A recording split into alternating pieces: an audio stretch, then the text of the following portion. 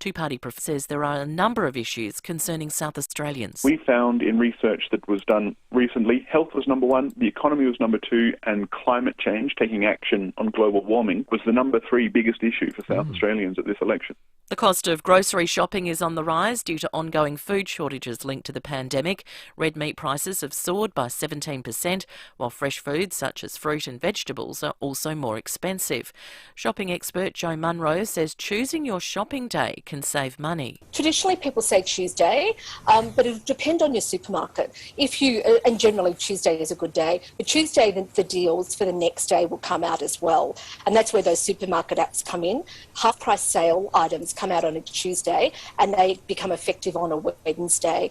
Russia's President Vladimir Putin says he'll sign a decree recognising two breakaway regions of Ukraine controlled by Russian-backed separatists. Such a move could allow the country to openly move troops into eastern Ukraine and end peace talks in Kiev. Meantime, Australia is working with the US and UK to prevent conflict getting even further escalating. Foreign Minister Marise Payne is in Paris holding talks with global leaders. She says they're working hard to de-escalate tensions. Australia has been very clear about our commitment to their sovereignty and their territorial integrity, particularly in Ukraine right now. And we will be continuing to request very, very strongly with counterparts. This does not have to happen. There are still choices to be made by Russia.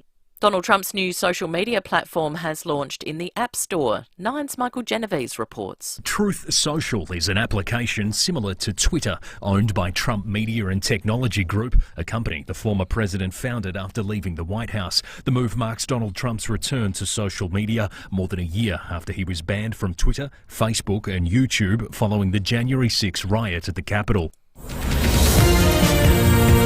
Now to 5AA Sport. All new 2022 Mitsubishi Outlander with 10-year warranty. 10 years capped price servicing at Agostino Mitsubishi. And bringing you sport would be Tom Wren, and I'm just trying to find your sport, Tom Wren. No, all good. I've got it there, Mel. Let's start with our sport now, and Port Adelaide, or rather, let's start with a little bit of tennis, because Novak Djokovic has actually hit the court, Mel, in his first match since departing from the Australian Open in controversial circumstances. He's playing in a tournament in Dubai, and he's going along pretty nicely as well against Italian Lorenzo Musetti.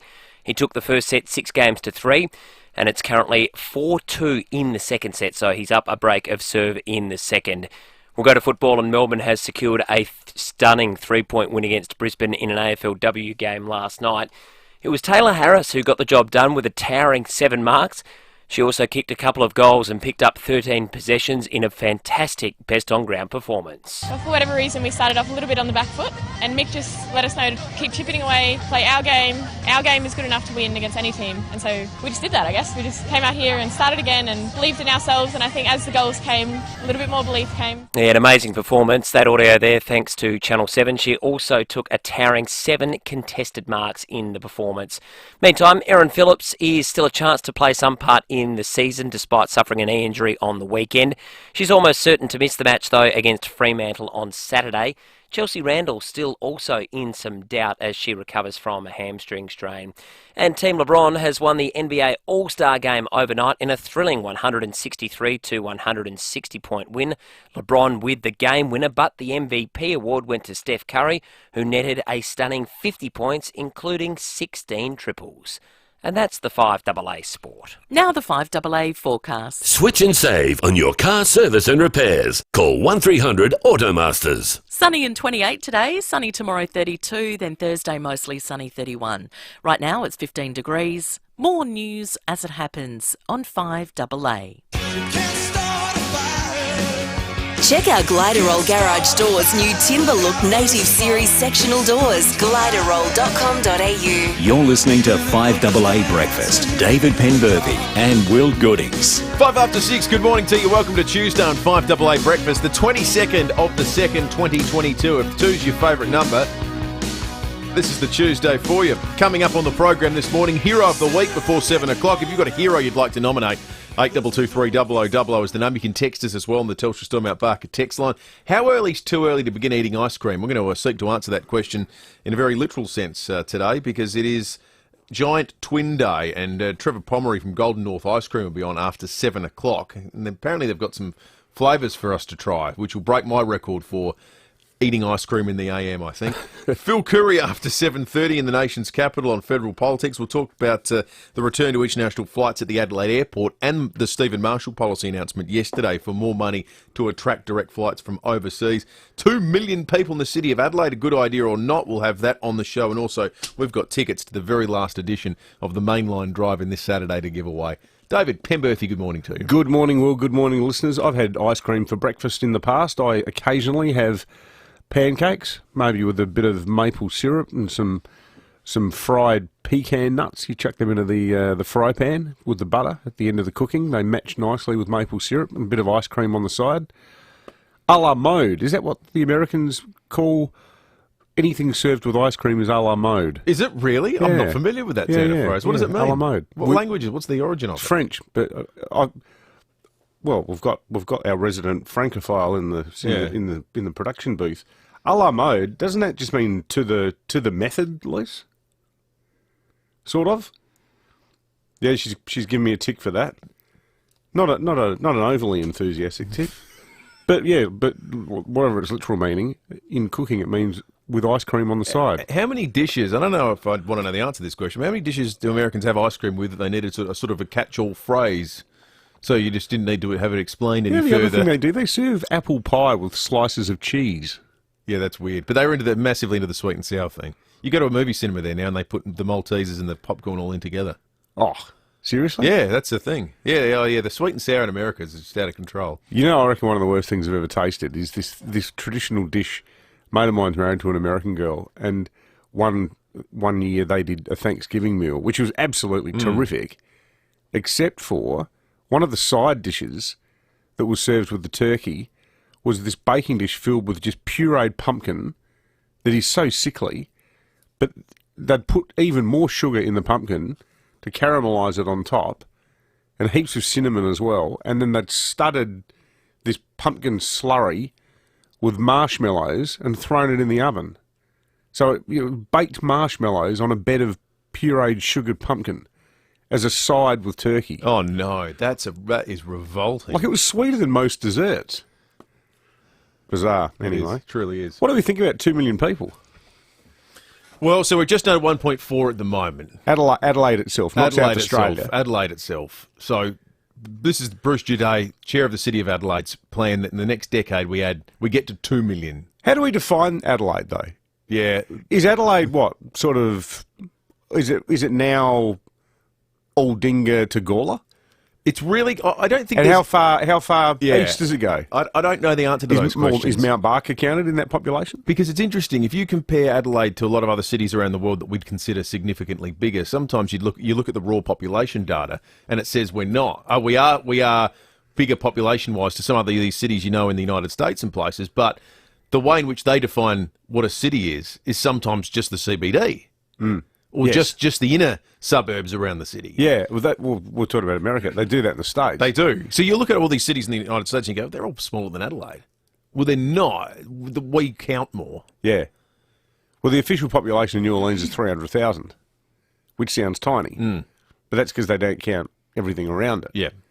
They have a stricter definition of the city. But I reckon it's a hard sell, this idea. My instinct... I mean, how often do we sit here talking about, angry Glenelg residents are up in arms about a plan for a 7-storey apartment complex? Like, every single suburb has an issue like that. And I know that as an exercise, I remember a couple of years ago, just for fun, I drove down Mum and Dad's old street, Egan Crescent, in Mitchell Park. A tiny little street, tiny little curving street there.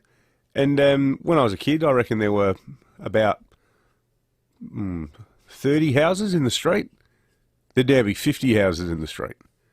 Within 10 years, all the old quarter-acre blocks have gone. Like Uncle Bill's house, which is a corner block, the coveted corner block for property developers, that's now 3 townhouses. And you used to be able to play cricket in the middle of the street as a kid growing up. Now, there are cars everywhere. And it's because there's more people. There used to be no cars on the street. It took one generation for the idea that every Australian's entitled to a quarter-acre block to disappear, didn't it? like that's in my lifetime. You grew up, quarter acre block was something that people legitimately not just aspired to, but almost expected. Well, I got to say, not that I've ever been a shrewd investor, but the luckiest thing I ever did was spend a very long time working in Sydney, buy a house there, and then come back to Adelaide to buy a house here. Because the houses, when I bought them, they were about, quite literally, about a third of the price of Sydney houses. So doing that ended up with, you know, a big block.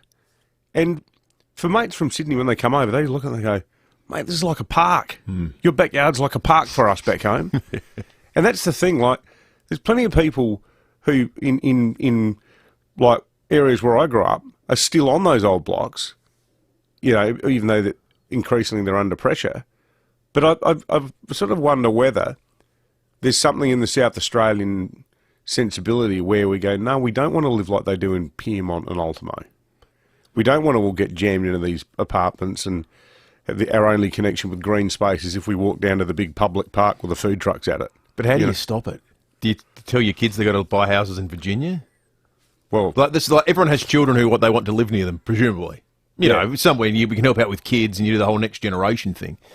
There's not some sort of enemy out there that's, you know, surreptitiously subdividing properties and against, like, they're all our loved ones and people we care about that are doing this, that we want to live near. Like, everyone's pursuing the same thing. It's just the sum total of that is an outcome that we don't want.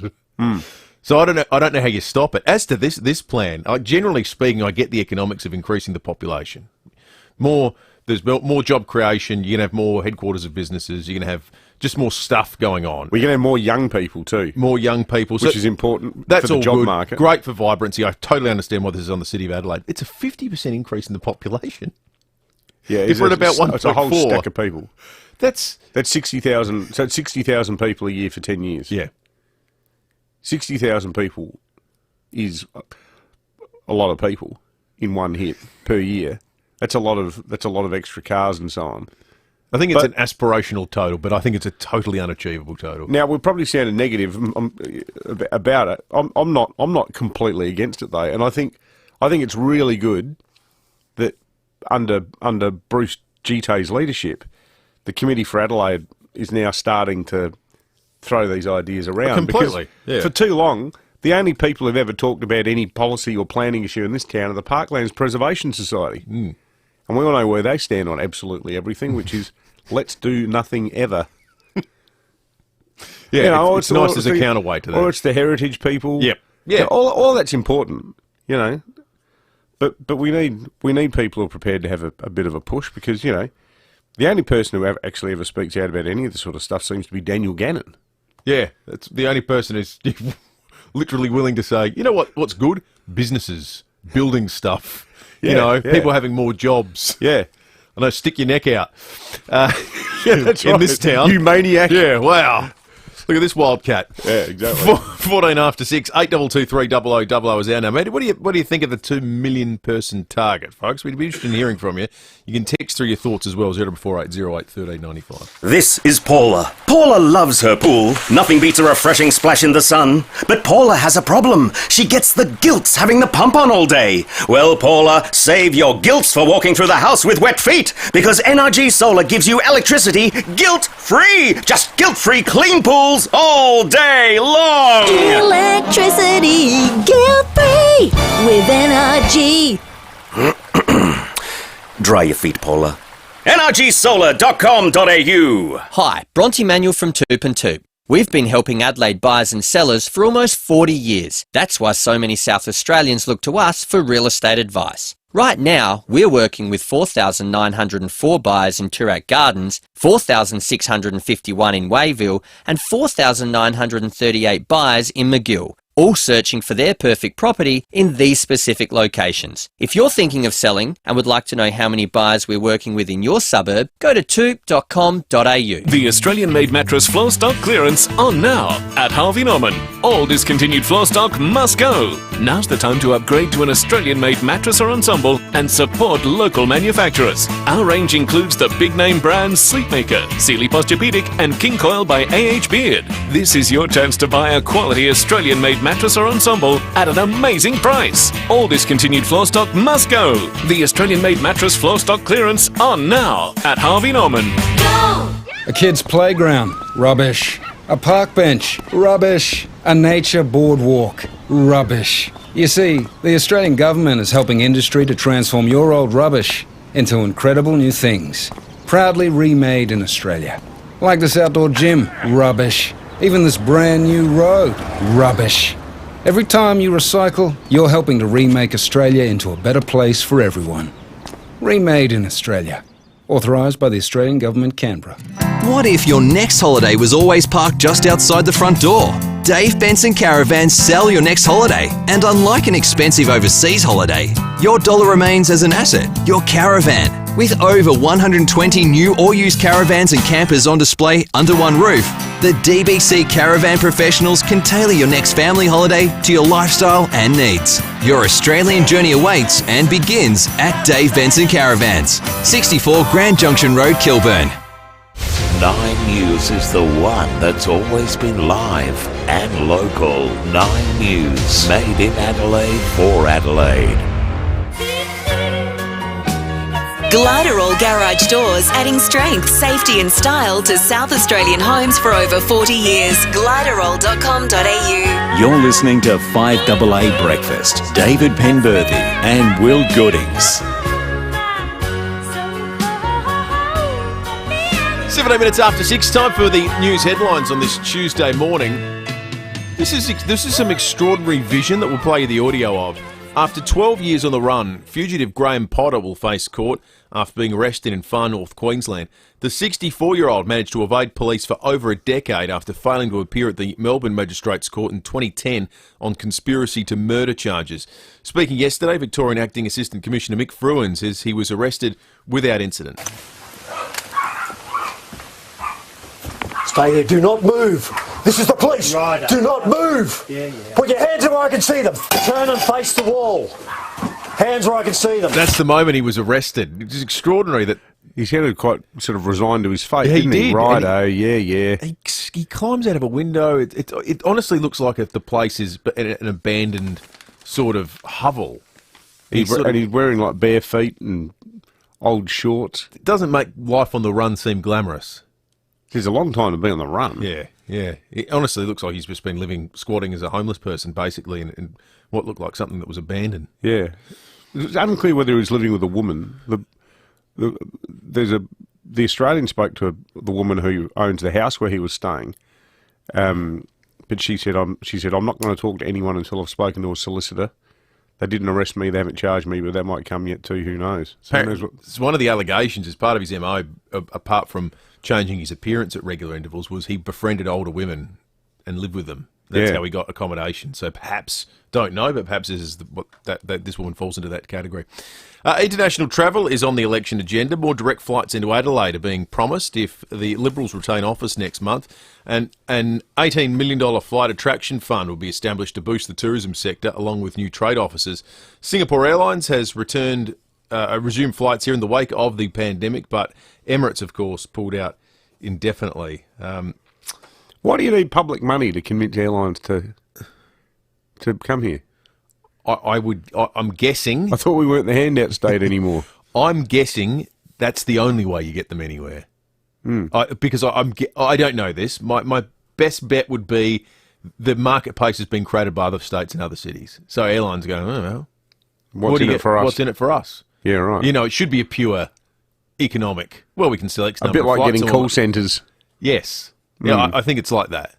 Like, it doesn't it shouldn't work that way, but having part said of the that, business model for airlines. Airlines were once sitting around, lighting cigars with rolled up $100 notes. I don't think they've been doing that after the last couple of years. No, that's right. Need all the money they can get. Russia's president is planning to recognise, in fact he has now, he's recognised 2 separatist regions in eastern Ukraine as independent states. Vladimir Putin yet to sign the order, but has informed the French and German leaders of his decision. He spoke at length this morning. I'm only just made it in. I got really in the weeds on the Putin speech. We had to text Will. Lucy was panicking, and I started thinking about 3 minutes to 6. This is not like Will. Where the hell is he? You're watching Vlad Putin. I was watching Vlad Putin. I found the whole thing totally captivating. What was this it on morning. the BBC or something? You could watch it on different news channels, but they all, like Sky News cut away after a certain point of time, so then you had to chase it down somewhere else, and you could watch a bit of it online. And they had a live translation of it. They had a live translation, yeah. Wow. And it was quite ominous and foreboding. What was the setting? Was Vlad at his desk? Yeah, he was. He was sort of reclined, sitting back weirdly in his chair. Had a shirt on? Just him, just with a shirt on, yeah. Speaking directly to the Russian people. It was all about, and it was 35 of the 40 minutes were about the history of Russia and Ukraine. And his assertion, essentially, that Russia invented Ukraine. Yeah. And, you know, these that there was never a Ukraine before. There was never a Ukraine the Soviet before Union Lenin came to be. That's right. He said that's the reality of the situation. And like Crimea said, their population, they wanted the Russians to come in. There's these two other separatist regions where Russia are now setting the scene essentially to say, well, we recognise they're independent. We believe there's genocide going on there on part of Ukraine. If they call for our help, well then, are we invading or are we responding to a humanitarian situation? So there are Russian loyalists within Ukraine? Yes. And they're the regions that he says are now recognised lots by of Moscow Russian as speakers. independent. That's right. Yeah. That's right. Okay. And there's been fighting going on in these places. But the significance of recognising them as independent is if you recognise them as independent, they can make a plea to you as we need your help. As opposed to you saying, you looking like a belligerent dictator. Yeah. You know, these are all finagling around the edges of international diplomacy, but we've done the same thing. Yeah. Yeah. You For the benefit of the person who texted in yesterday saying, in a nutshell, what's all this about? The simple thing is Ukraine wants to join NATO, which is the North Atlantic Treaty Organisation that is the military and security pact between the United States and Western Europe. That's right. And Russia says, yeah, like hell you are. If you just think about it like the Cuban Missile Crisis in reverse. Yeah, yeah. It's Russia saying, we're not standing for any more. You Yeah. got close enough. Yeah. More than 80 groups have signed an open letter to the Treasurer demanding he abandon plans to slash the price of alcohol. The federal government's reportedly considering cutting taxes on products such as beer to help pubs and clubs get back on their feet. But Foundation for Alcohol Research and Education argues it would exacerbate alcohol-induced harm within the community, which we take this opportunity to reiterate. It has not been at a lower point since 1972, I believe. That's right. Never drinking less in our Australians have entire never history. drunk less in our history than we do right now. Which is one little tidbit of information you won't hear from the good people. What are they called? FIVEaa, Federation of Alcohol Research Council? Foundation for Alcohol Research and Education. Sorry, I got my acronym mixed up. FAIR. Yeah. I guess. Fair. Yeah, fair enough. 15.3 degrees outside at the moment, top of 28 today, 32 tomorrow, 31 on Thursday, 30 on Friday, 31 Saturday, and 30 on Sunday. When I retire, how much is the pension? How much more will I need? The only figure that you should remember is 5. 5 years. That's how long it will take to prepare for the retirement you want with MBA Financial Strategists. Our Retire in 5 plan will project where you'll be in 5 years and beyond. You might find that the wealth you need, you already have. Don't put it off. Start with a free consultation with MBA Financial Strategists. retireinfive.com.au. See website for T's and C's. Truck 3, give me an update on the 5 front. Yeah, it's past Owens Road with Amber attack on 6 houses. What's the status? 5 defending with tanks and hoses. 1 has a fully automated bushfire sprinkler system. They've already evacuated. Great. Base yourself there. See how many other houses you can save. Make the smart choice and fully automate your bushfire sprinklers with MBAR's intelligent Halo system. Call MBAR on 1800 201 570 or visit embarr.com.au. The reports are in from the Fringe opening weekend, and Classical Mystery Tour is a winner. We told you it would be. 3 great shows, 3 enthusiastic audiences, glowing reports as well. All you need is love and a ticket to that Beatles show, as people are now calling it around town. I'll tell you what, there are a few people who are lucky enough to get tickets through us, and they've been having the time of their lives getting along. Classical Mystery Tour, it's an all-Adelaide 21-piece rock band and orchestra presenting their take on the Beatles' hit-laden 1967 album Magical Mystery Tour. We're talking about the real classics here. Penny Lane, Strawberry Fields Forever, I Am the Walrus, Fall on the Hill, All You Need Is Love, and more. 6:30pm outdoor venue at the Moa in Gluttony. Classical Mystery Tour. That Beatles show. Tickets at fringetix.com.au. G'day, Tom Wren here. Greyhounds love to run, and Greyhound fans love Thursday nights at Angle Park. For top greyhound racing, a great family atmosphere, and the amazing food, Chase's Restaurant is offering a full a la carte menu to ensure you have a fantastic night out. Chips, wedges, through to classics like burgers, fish and chips, schnitties, and steaks. Yum! Grab the whole family and get to the park to watch those dogs go. Every Thursday night at Angle Park Greyhounds.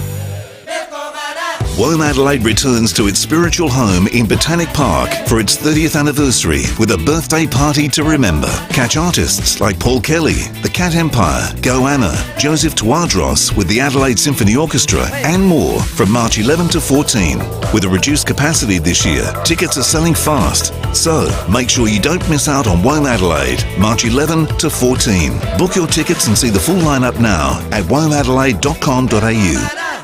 5AA Breakfast is streaming live right now. To watch, simply head online to 5AA Facebook or search 5AA on YouTube. Check out Gliderroll Garage Doors' new Timber Look Native Series sectional doors. Gliderroll.com.au. You're listening to 5AA Breakfast. David Penberthy and Will Goodings. 27 minutes after 6, Tom Wren joins us in the 5AA Breakfast studio. All new 2022 Mitsubishi Outlander with 10 years warranty, 10 years cap price servicing. Agostino Mitsubishi. Morning to you, Rennie. Morning to you, Will. David, look, fellas, I think we've all been there. We've all certainly probably seen or experienced ourselves a performance where you go out in the field, you're hoping for a great day, and it all turns a bit south and ends up just like this. Still purse. And when it rains, it pours. It is pouring right now on Michaela Moore. Audio there thanks to ESPN. Now, Michaela Moore, playing for New Zealand in a match against the USA yesterday, scored not one, not two, but 3 own goals. A hat-trick. A hat-trick. Was it a perfect... In soccer, it's a perfect hat-trick is where you score left foot, right foot and off your head. Yep. Someone unkindly suggested she'd done a perfect hat-trick of own goals. There was a header and then the left and the right. So for the benefit of those of you who don't follow soccer closely, an own goal is when you kick a goal for the other team. For the other team. Oh, that's just now, brutal. It got me thinking, what is the kind of performance... Is there a performance you can think of or one you've experienced where it hasn't quite gone to plan? I know I played a lot of soccer growing up, a lot. I had a game where I was playing sweeper and I had 2 own goals. Oh, so that wasn't. I think we lost 7-1. Okay, well, it wasn't all your fault. I used to hate guys like you, Tom, because I spent my entire primary school soccer career as goalie. Yeah, I had a few that got past me from our defenders. Yeah, little cheeky back heels and so on. Like, what are you doing? Yeah. What? Any performance, fellas, that springs to mind where you've just walked off and gone, oh, that's not so good? On my entire Aussie rules career, the 3 years I played for Marion High, hiding in the back pocket, avoiding the hard ball gets, heart the size of a pea, no appetite for the contest, especially when we were playing against Plimpton High. I was so terrified standing those blokes. One guy called Sappy, that was his nickname, Sappy. He was terrifying. I got one that still chills me to the bone, Rennie. High school basketball. I remember the entire play vividly. Where as the time was about to expire, one of my teammates just jacked up a jump shot for the win. We were down by 1 for the win. I saw it coming off the rim towards me, and I had managed to just get a decent enough position to get an offensive board, go back up for the win, and got fouled. Siren, the buzzer goes. Time's expired. We're down by 1. 2 free throws. I walked up to that line knowing 100% I wasn't making either of them. And so I delivered. 0 for 2. Standing there by myself, having been solely responsible for the loss. You need to go on some sort of collective mind style camp, Will. I do. That's the exact same thing that happened when we played putt-putt in the Barossa Valley. See, I'm traumatised. Yeah. I'm traumatised. Got the yips. Alex called in. Alec, good morning. Hi, Will and Dave. How are you going, Alec? Have you got a embarrassing sports story to share with us? Yeah, look, I wasn't actually playing. It's in soccer as well, but so I go to St Ignatius, Yeah. And we were versing St. Peter's, one of our rivals, Oh, yeah. in soccer. So I had a broken finger, so I couldn't play. And I'm normally a goalkeeper for them. Yeah, right. And I think that's why we lost. Yeah. But it was 16-1. Oh, 16-1. Ouch. Well, you would have been 1-0 if you were in goal, Alec. Yeah. You can't blame yourself for that, Alex. Probably. Did you break your finger playing? Yeah, actually. It was recess soccer. And I was goalie, actually, and someone kicked my hand. Oh, yeah, well, you need to get that finger on the mend, Alec, because your team needs you. Don't beat up on yourself, though, mate. My understanding is that Saints paid top dollar to get Peter Schmeichel as the school goalkeeping coach. Good on you for calling in. Alec, thanks for your call. Good to hear from you. Did you have one, Rennie? Yeah, the own goals, but then in the sorry. under-14 Ray Sutton Cricket Grand Final, I was did okay for the tournament. First ball bowled. Ouch. Oh, mate. No good. We got belted as well. It's a long day after that, isn't it? It's a long, long day. Good on you, Rennie. Thanks, boys.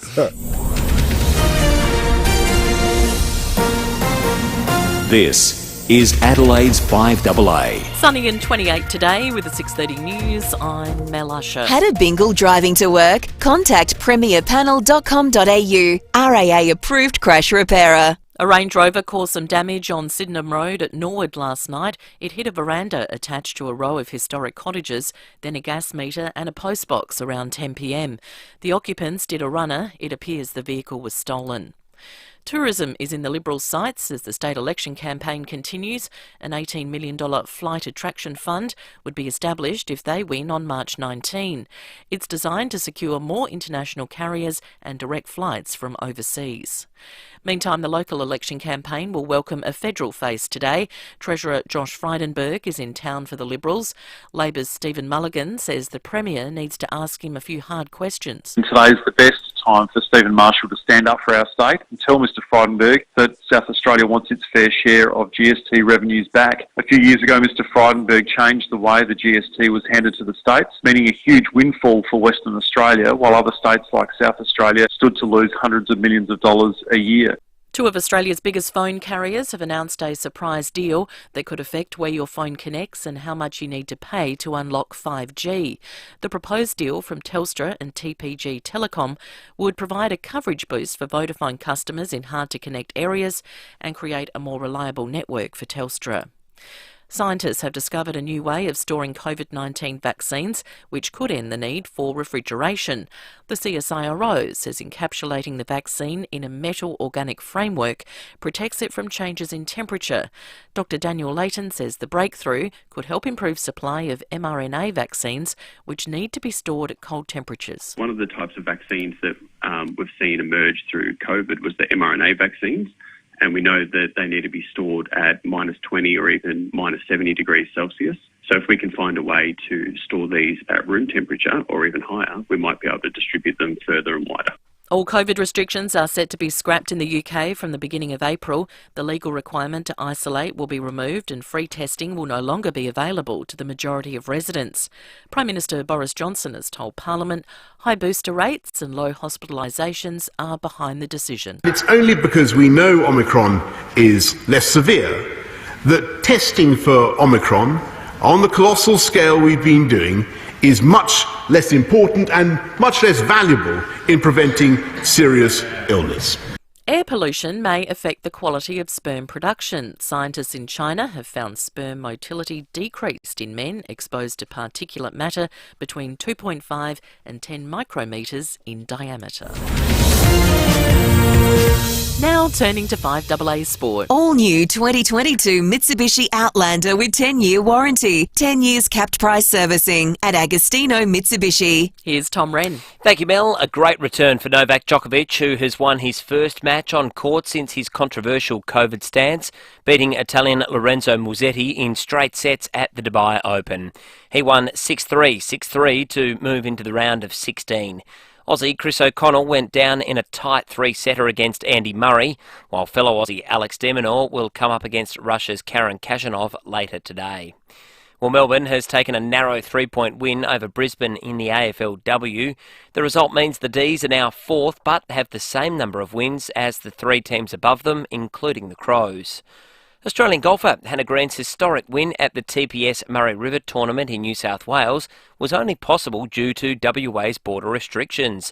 She became the first woman in the world to win a professional mixed-gender event, and Green has told Wide World of Sports she wasn't even supposed to be there. I wasn't planning on playing the event. I was hoping to go back to WA, go home to my coaches and everything again. But yeah, with the 2-week, home quarantine, it was kind of a no-brainer to not go back. Fellow Aussie Adam Scott will be hoping his strong effort at the Genesis Invitational is a sign of things to come.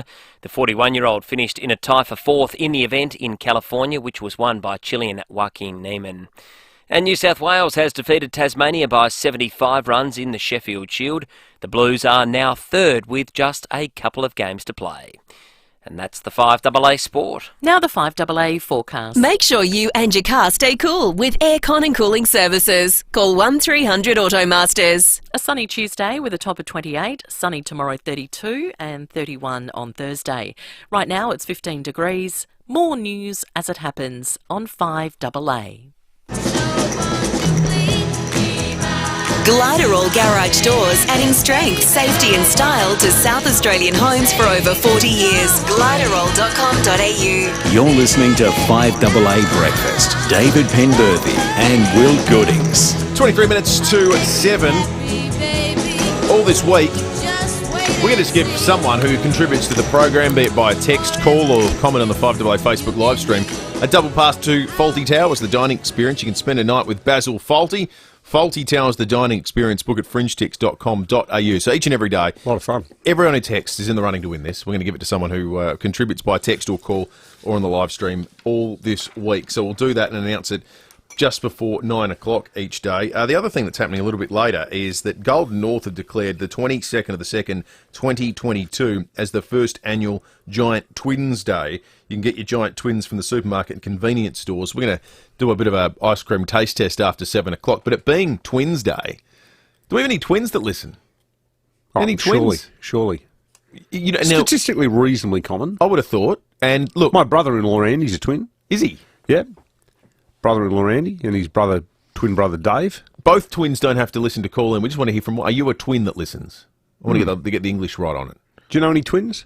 Yeah, I know, plenty of twins. We got a lot of twins in our family. My auntie Carla and auntie Tina are twins. Is there a genetic thing? Does it make it more likely if? I think so. Okay. Yeah. Yeah. Give us a call, 8223 if that's the case, 22 to 7. Lots of... I reckon it'd be a good way to have two kids. Most people want two kids. It seems to be the average target number. Get it out of the way, all over and done with. All done. You need one of those big double prams. Yes.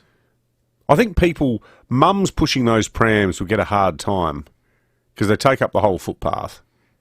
I don't know why people get grumpy about things like that. Like, clearly, if you've got two kids, you've got to get them from A to B somehow. That's not a problem.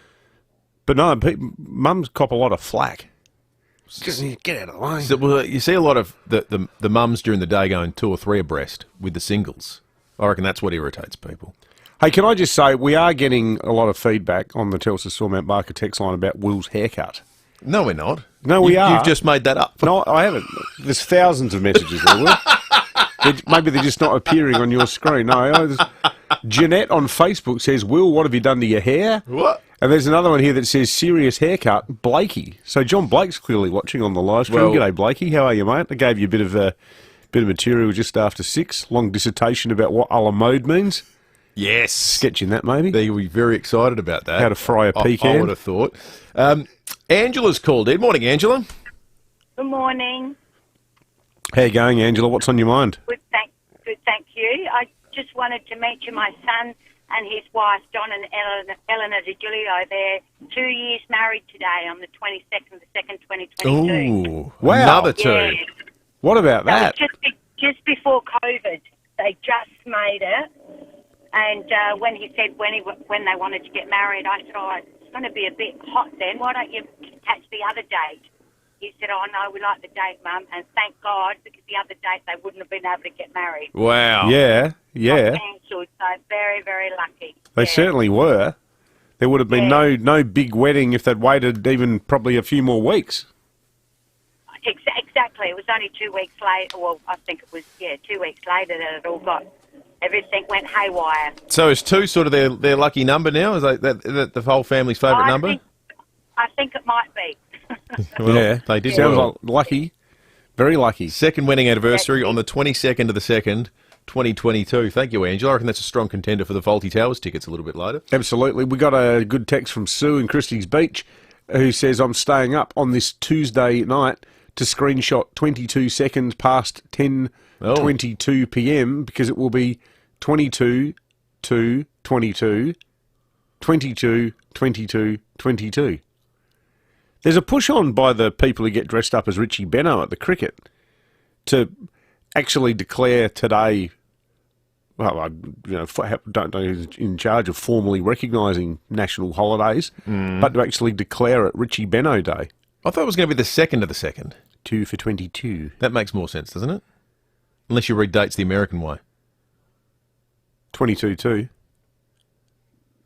22, well, they switch it around backwards, like 9/11. Yeah, they switch it around backwards, so today would be 2/22. Doesn't really matter, though, does it?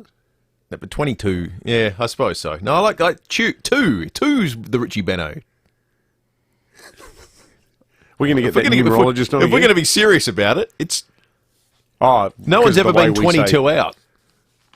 Well, it depends on whether you use the English or the Australian way of saying how many wickets and runs Richie have been registered. Richie did it the Australian way. 2 for 22. Yeah. Yeah, okay. Now, we've got a lot of tales of sporting woe coming through on the Telstra Storm Mount Barker text line after Rennie playing that audio of that poor Michaela Moore, who scored a perfect hat-trick of own goals. Now, we got one here, says, I had the first 6 shots on goal in the B grade against Mount Lofty one day. We went in at quarter time, 6 points to 0. Inaccurate keeping the other team in the game. Indoor Cricket Grand Final in 1990, Mark from Para Hill says, never bowled a wide all season, bowled 9, which scored 18 runs for the opposition and lost by 9 runs. Yep, crap game for me. Thank you, Mark. And Jenny says, my son's still sleeping, so I'm going to tell his story of the first soccer game he ever played. He was very excited to get picked for his primary school team, and in the last 15 minutes, the score was still 0-0. Then he gets the ball, he's heading for the goals, we're all screaming at him from the sideline. The opposition is all standing around in awe as he shoots and scores his first ever match goal for the other team. They lost by 1. Just got a little confused as to which direction he was going, it sounds like. Thank you for that, Jenny. The Telstra Storm Mount Barker text line 0480 08 1395. Time to check traffic. A new and independent home for BMW is now open on Brighton Road. You can visit Glenelg BMW today. Thanks, Will. Roads looking pretty good this morning. If you're up early, no real hassle. Simply some roadworks to look out for. At Darlington, works on the Flagstaff Road upgrade continue near the South Road intersection.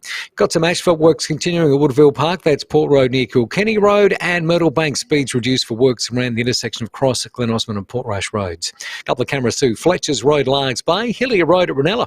Is your car making a strange sound? Book in for a Petters $28 brake, steering and suspension check. Get peace of mind today. Visit petters.com.au. Adelaide's most accurate traffic on 5AA. We lost Dad to prostate cancer. Breast cancer nearly took Mum away. My little brother is living with leukemia. My pa caught his bowel cancer early. Make your donation as personal as your story. You can target the cancer that's hurt you most with Cancer Council SA. Learn more or donate at cancersa.org.au. I'm Kathy Nagel, the Chief Executive Officer at Western Hospital Henley Beach. We're proud to say the Western Hospital GP Clinic has vaccinated over 11,000 community members as part of the statewide response to COVID-19. Our doctors, nurses and staff have exceeded expectations and we're very proud of our contribution. If you're looking for a GP, why not get online and book an appointment? We are dedicated to providing individualised consultations. Visit westernhospitalgp.com.au. It's okay to want more, which is why more and more people choose Mawson Lakes Volkswagen to service their car, especially Volkswagen owners. At Mawson Lakes Volkswagen, we offer state-of-the-art servicing, complimentary loan cars, next-day servicing, and breakfast or lunch is on us. Why? Because when you're Adelaide's newest Volkswagen dealer, you want to give more. Mawson Lakes Volkswagen, just a short drive from the city. Visit mawsonlakesvw.com.au and book your service today. Our public health system is under more strain than ever. And it's not just from COVID. Hospital capacity must be increased urgently, supported by safe staffing levels that are legally enforceable. The Marshall Liberal government have refused to commit to these actions, while Labor has committed to boost capacity in order to free up our emergency departments and end ramping. When you vote, make sure that you act to protect and boost our healthcare system. Authorised by Elizabeth DeBars for the Australian Nursing and Midwifery Federation, SA Branch Adelaide. We're Lumo Energy SA, fully Australian owned, locally focused, proud community partner of the Adelaide Fringe. Oh, and we have great deals on electricity and gas too. And Lumo Rewards. Ah yes, and local offers and discounts with Lumo Rewards. You really do get more with Lumo SA. Call 131 5866 or search Lumo. SA residential customers only. Lumo Energy SA not available in all areas. Eligibility criteria and conditions apply. See website for details. 9 News is the one that's always been live and local. 9 News, made in Adelaide for Adelaide. Check out Gliderroll Garage Doors' new Timber Look Native Series sectional doors, gliderroll.com.au. You're listening to 5AA Breakfast. David Penberthy and Will Goodings.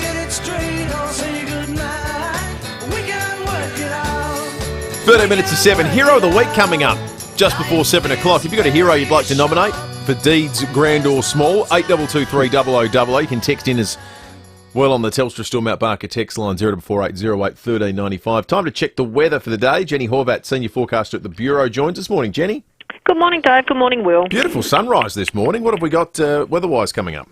Yeah, look, we're in for a dry and a sunny day. We actually had our minimum temperature last night at about 10 past 10 p.m, and we're currently sitting on 15.2 degrees at our West Terrace Nidapira site, and we are aiming for 28 degrees in the city today. Likewise at Noarlunga and Mount Barker. A little bit cooler at Glenelg, 27 degrees, and perhaps getting up to 29 degrees for Elizabeth. A little bit gusty this morning in parts with a bit of gully winds, but that should settle down during the day. Out on the waters, we're expecting some east to southeasterly winds, generally 10 to 15 knots this morning, and we'll see them shifting a bit more south-southwesterly in the middle of the day, and picking up to 15 to 20 knots north of Brighton for a period late this afternoon and evening. We'll then see our winds shifting back to the southeast during the evening.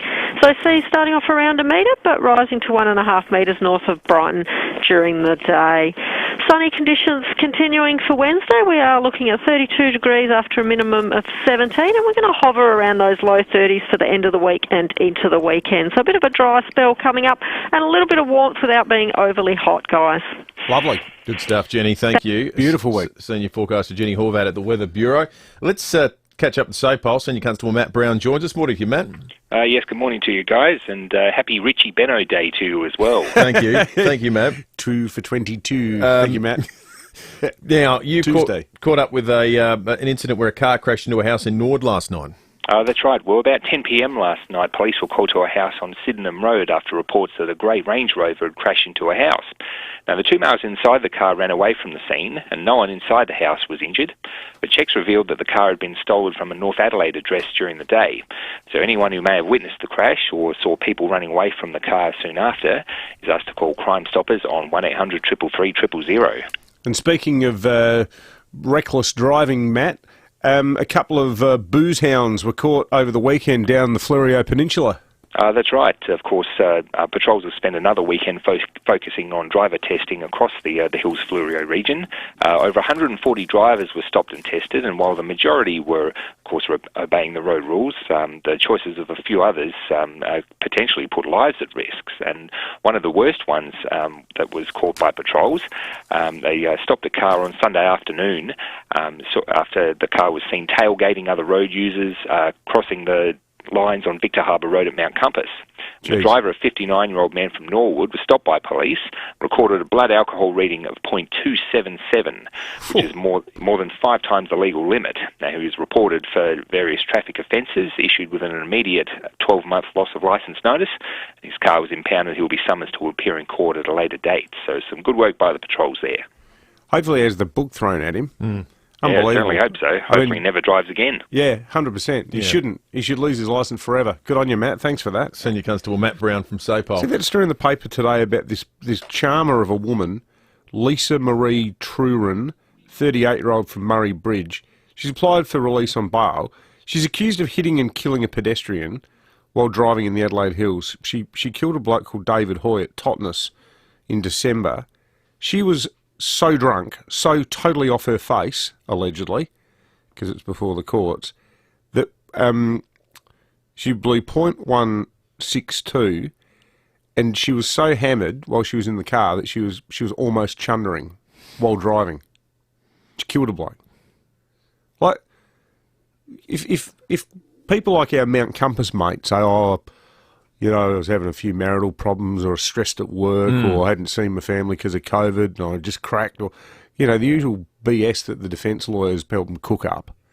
That guy, for all the work the cops have done arresting him, we should actually get the bloke's name, talk to Sean Fuster, and just as a little exercise, follow that through the courts to see what actually happens. Because I wouldn't be surprised if that guy is back on the roads within a year.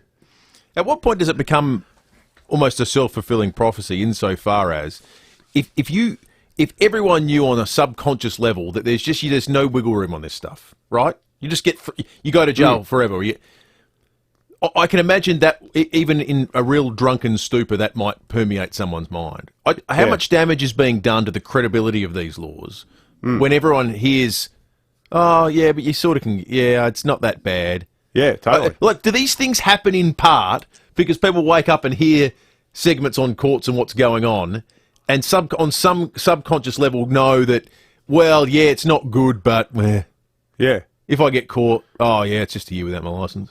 It's not even necessarily a year. No, that's right. It can be as short as 6 months. In fact, I think it can even be 3 months. Yeah. I'll double check that. All right, let's take a break. It's 8 to 7. We're going to switch the conversation 180 degrees because we're going to be talking heroes right after this. Don't let car trouble put the brakes on your adventures. FIVEaa now offers free FIVEaa roadside assist for a year with every new comprehensive car policy purchased before February 28, 2022. That's 24/7 assistance all year round. So go with FIVEaa, the go-to insurance for retirees. Call 13 50 50 or go online today. FIVEaa. Get set. Go. T's and C's apply. FIVEaa is an authorised representative of the product issuer AAI Limited. Read the PDS and TMD. Call for copies. Do you want to be part of important medical research that could help save lives? You can help out and get reimbursed while at it. CMAX are seeking healthy males aged 18 to 55 to trial a potential new antibiotic for serious and life-threatening bacterial infections. CM1620 requires you to stay 2 nights and attend 1 visit. All eligible volunteers are paid for their time. Sign up at cmax.com.au. That's cmax.com.au. Here at FIVEaa, we're all about supporting local. Singer, storyteller, vocal chameleon. Don't miss Stuart Reeve, star of Bowie Circus Tribute Rebel, as he returns to Gluttony this Fringe in Stuart Reeve, Chameleon. Book at gluttony.net.au. It's value the Australian way at Coles with great fresh specials this week. Like juicy, loose red seedless grapes, 100% Aussie and just $4 a kilo. This week at Coles. Offer ends Thursday. Ray White, big name in real estate, but also the biggest name in business broking. What makes us big?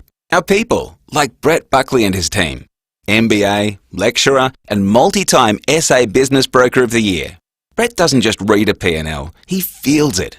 If you're selling or expanding your business, Brett can take your business apart and find you more money. And we're not talking small change. Go on, touch base with Brett. Search Ray White Business Sales SA. 5AA Breakfast is streaming live right now. To watch, simply head online to 5AA Facebook or search 5AA on YouTube. Gliderall Garage Doors, adding strength, safety and style to South Australian homes for over 40 years. Gliderall.com.au. You're listening to 5AA Breakfast. David Penberthy and Will Goodings. 6 to 7. I think our Alberton correspondent Dave Lloyd's ended the debate about when Richie Benair Day should be. I'm with him on this. He says it should be the 2nd of April 2022 because that's 2 for 22. 2 for 22. That's literally it. What a great 2nd of April, Dave Lloyd. Not for the first time. Dave from Alberton has brought clarity. Yeah, I think so. Lives. Yeah, 2 for 22. He certainly has. In fact, he's just about a Hero of the Week nomination for that. I mean, that reaches the threshold of Hero of the Week, doesn't it? Yeah. Well, the threshold is not that onerous, Will. You should know that. I do. We've got a good text, actually, to start us off on Hero of the Week. Someone didn't put their name to it, but on the Telstra Storm Out Barker text line, Hero of the Week has to be Patrick Dangerfield for his inspirational play for Geelong. Oh, and saving some drowning swimmers. Patrick? Monks Creek Way? Amazing story. Front page of the Tiser today, rightly so. Good story. My first question when I heard it was he wearing his tuxedo at the time? Always. He's the Bond of the high seas. That's right. What was that line? Oh, Mr. Bond, you're all wet. Yes, but my martini is still dry. I think that's what he said at the moment. Yeah, and they said, that's what Danger said. Patrick, can you just save us? Exactly. Lucy, good morning. Hello. I think Dave Lloyd also texted in about your haircut, Will. Well, it's not just the haircut, it's the beard. The beard's just come from nowhere. No, that's this is my unerring commitment to sloth. Insofar as my trimmer has just died, and with it too has my attempt at grooming. Have you got a trimmer? Yeah, it's dead. I need to buy a new one. Maybe a barber can This be is where your we're at. hero, Will. I got a razor blade I could lend you. Yeah, right, we could do that. Yeah. Do it live on the air. They come in bags, 5 for about $7. Yeah, I need to do that. That requires going to a shop and stuff. You're missing the point here. That's right. I'm sparing all my energy. Luce, who's your hero? My neighbour I met after 8 months of living next door to each other. We finally acknowledged yesterday. We were both pulling in the bins, and I said, "Hi, I'm Lucy, by the way." He said, "G'day, I'm Tom. I've been pretty lazy." I said, "Yeah, me as well." Had a good chat. I think in that story, you are your own hero because you breached that. You breached the neighbour to neighbour thing. It's nice to be neighbourly. Yeah. You're going to go around and borrow the sugar now? Or? No, well then he said, "Have you met the ones on the other side?" And I was like, "Oh no, not today." Yeah, that's too much. That's too much community for one day. That's for another 8 months' time. Human overload. Yeah, well, that's good. Bins out. I always thought borrowing the sugar was a euphemism. No, sometimes that's why I always you get weird looks, legitimately need sugar. That explains that. And that little incident with And you even have sugar in your the coffee. police. I know. So you legitimately would need sugar. Yes. Yes. All right. Sam, who's your hero? My hero is my physio yesterday. Oh, what have you done to yourself? Done yourself a mischief. Well, it's been a long time since I've been in high school now. It's almost 9 years. And so that's the last time I had a lot of screen time and sitting at a desk and coming here, sitting at a desk, Try sore back, 39. sore neck, sedentary. I'm all up and about, ready to go. So thanks, Nick. Yeah. Nick the physio. Right, okay. I thought you were looking more lithe and malleable when you came in this morning, Sam. I just want to, apropos of nothing, Sam, you are aware of radio's sordid history with cash for comment scandals. I just want to put this, I don't know why, I just felt the need to suddenly inject. I'd like to thank the ANZ Bank. Yeah. For shaving 0.25% off my... not that they have the gouging. I want to pay tribute with a Hero of the Week nomination to someone who I was listening to this morning, who we're going to play a little bit of after 7 o'clock today. The translator of the Putin speech today. There are live translations that you can do that are, I imagine it's always a little bit stressful, and I'm always admiring the skill of these people, but when the entire world's watching a volatile situation that some are describing as potentially the onset of World War III, the stakes are really high. Yeah, you can't get it wrong. Yeah, he said, right. I want to declare war. But, Pete, hang on, no, what was that? Bugger. What's the Russian word for direct nuclear strike again? Yeah, the guy was superb. We'll play a little bit of it, but it was high stakes environment. Who's your hero, David? I've got two, and they're tradies, Anthony and Dylan. I have just had a very entertaining 2 weeks with these blokes. They did all the landscaping around my pool, and you know, just hit it off with people. Anyway, Saturday they wound up. They finished the paving, so I snuck down to the local bottle-o and bought them because they like their craft beers. I bought them like a mixed slab of some Pirate Life beer, some Little Bang Brewery, so a lot of local ones, a couple of Belgian ones, a couple of Pommy ones, put a bit of effort into it, some Sierra Nevada Pale as well. Anyway, when they left, Anthony goes, "Mate, I don't want to get a bit stalky on you, but I do." He does this thing called the Roadie Review on Instagram, which started because being a tradie, he's always out on the tools, but he likes to go to little different suburban breweries, right, and just have a couple of sensible knockoffs. Yep. With his co-workers. Anyway, he put the photo up on Instagram, and this is what he wrote. If I can get the thing to light up enough so my old eyes can read it. Roadie Review, mixing business and pleasure, capping off a great week of fixing timber, beers and banter with at 5AA radio favourite and local legend Pembo. Dave has gone above and beyond with these boxes of mixed crafts from at Goodwood Cellars, and his efforts to pre-paint the primed screen boards in his jocks at 11 p.m. post a Thursday night blowout at Pirate Life Beer was much appreciated too. Hang on. Feels like there's a story there. Hey, I got home late. It was really hot, and I was wearing good clothes, and I thought, well, I've got to get this painting done, so I just did it. And that's all I'm going to say. I thought asking for the sugar from a neighbour would be the most embarrassing thing that got declared this morning But on the how good's radio. that? I mean, great servers and great people. They seem like good blokes. They were a lot of fun. 7 o'clock. I missed them. They're our heroes of the week. 5AA News is on the way. We'll take you through some of the developing stories this morning shortly. Online, on DAB Digital Radio, and on 1395 AM. Talking Adelaide. This is Adelaide's 5AA. Sunny and 28 today with the 7 o'clock news. I'm Mel Usher. Had a bingle driving to work? Contact Premier Panel Services at premierpanel.com.au. A stolen Range Rover has left a trail of damage in Norwood. It crashed into a house on Sydenham Road around 10 o'clock last night. Senior Constable Matt Brown has told David and Will no one inside the house was injured and 2 male occupants took off in another car. Anyone who may have witnessed the crash or saw people running away from the car soon after is asked to call Crime Stoppers on 1800 333 000.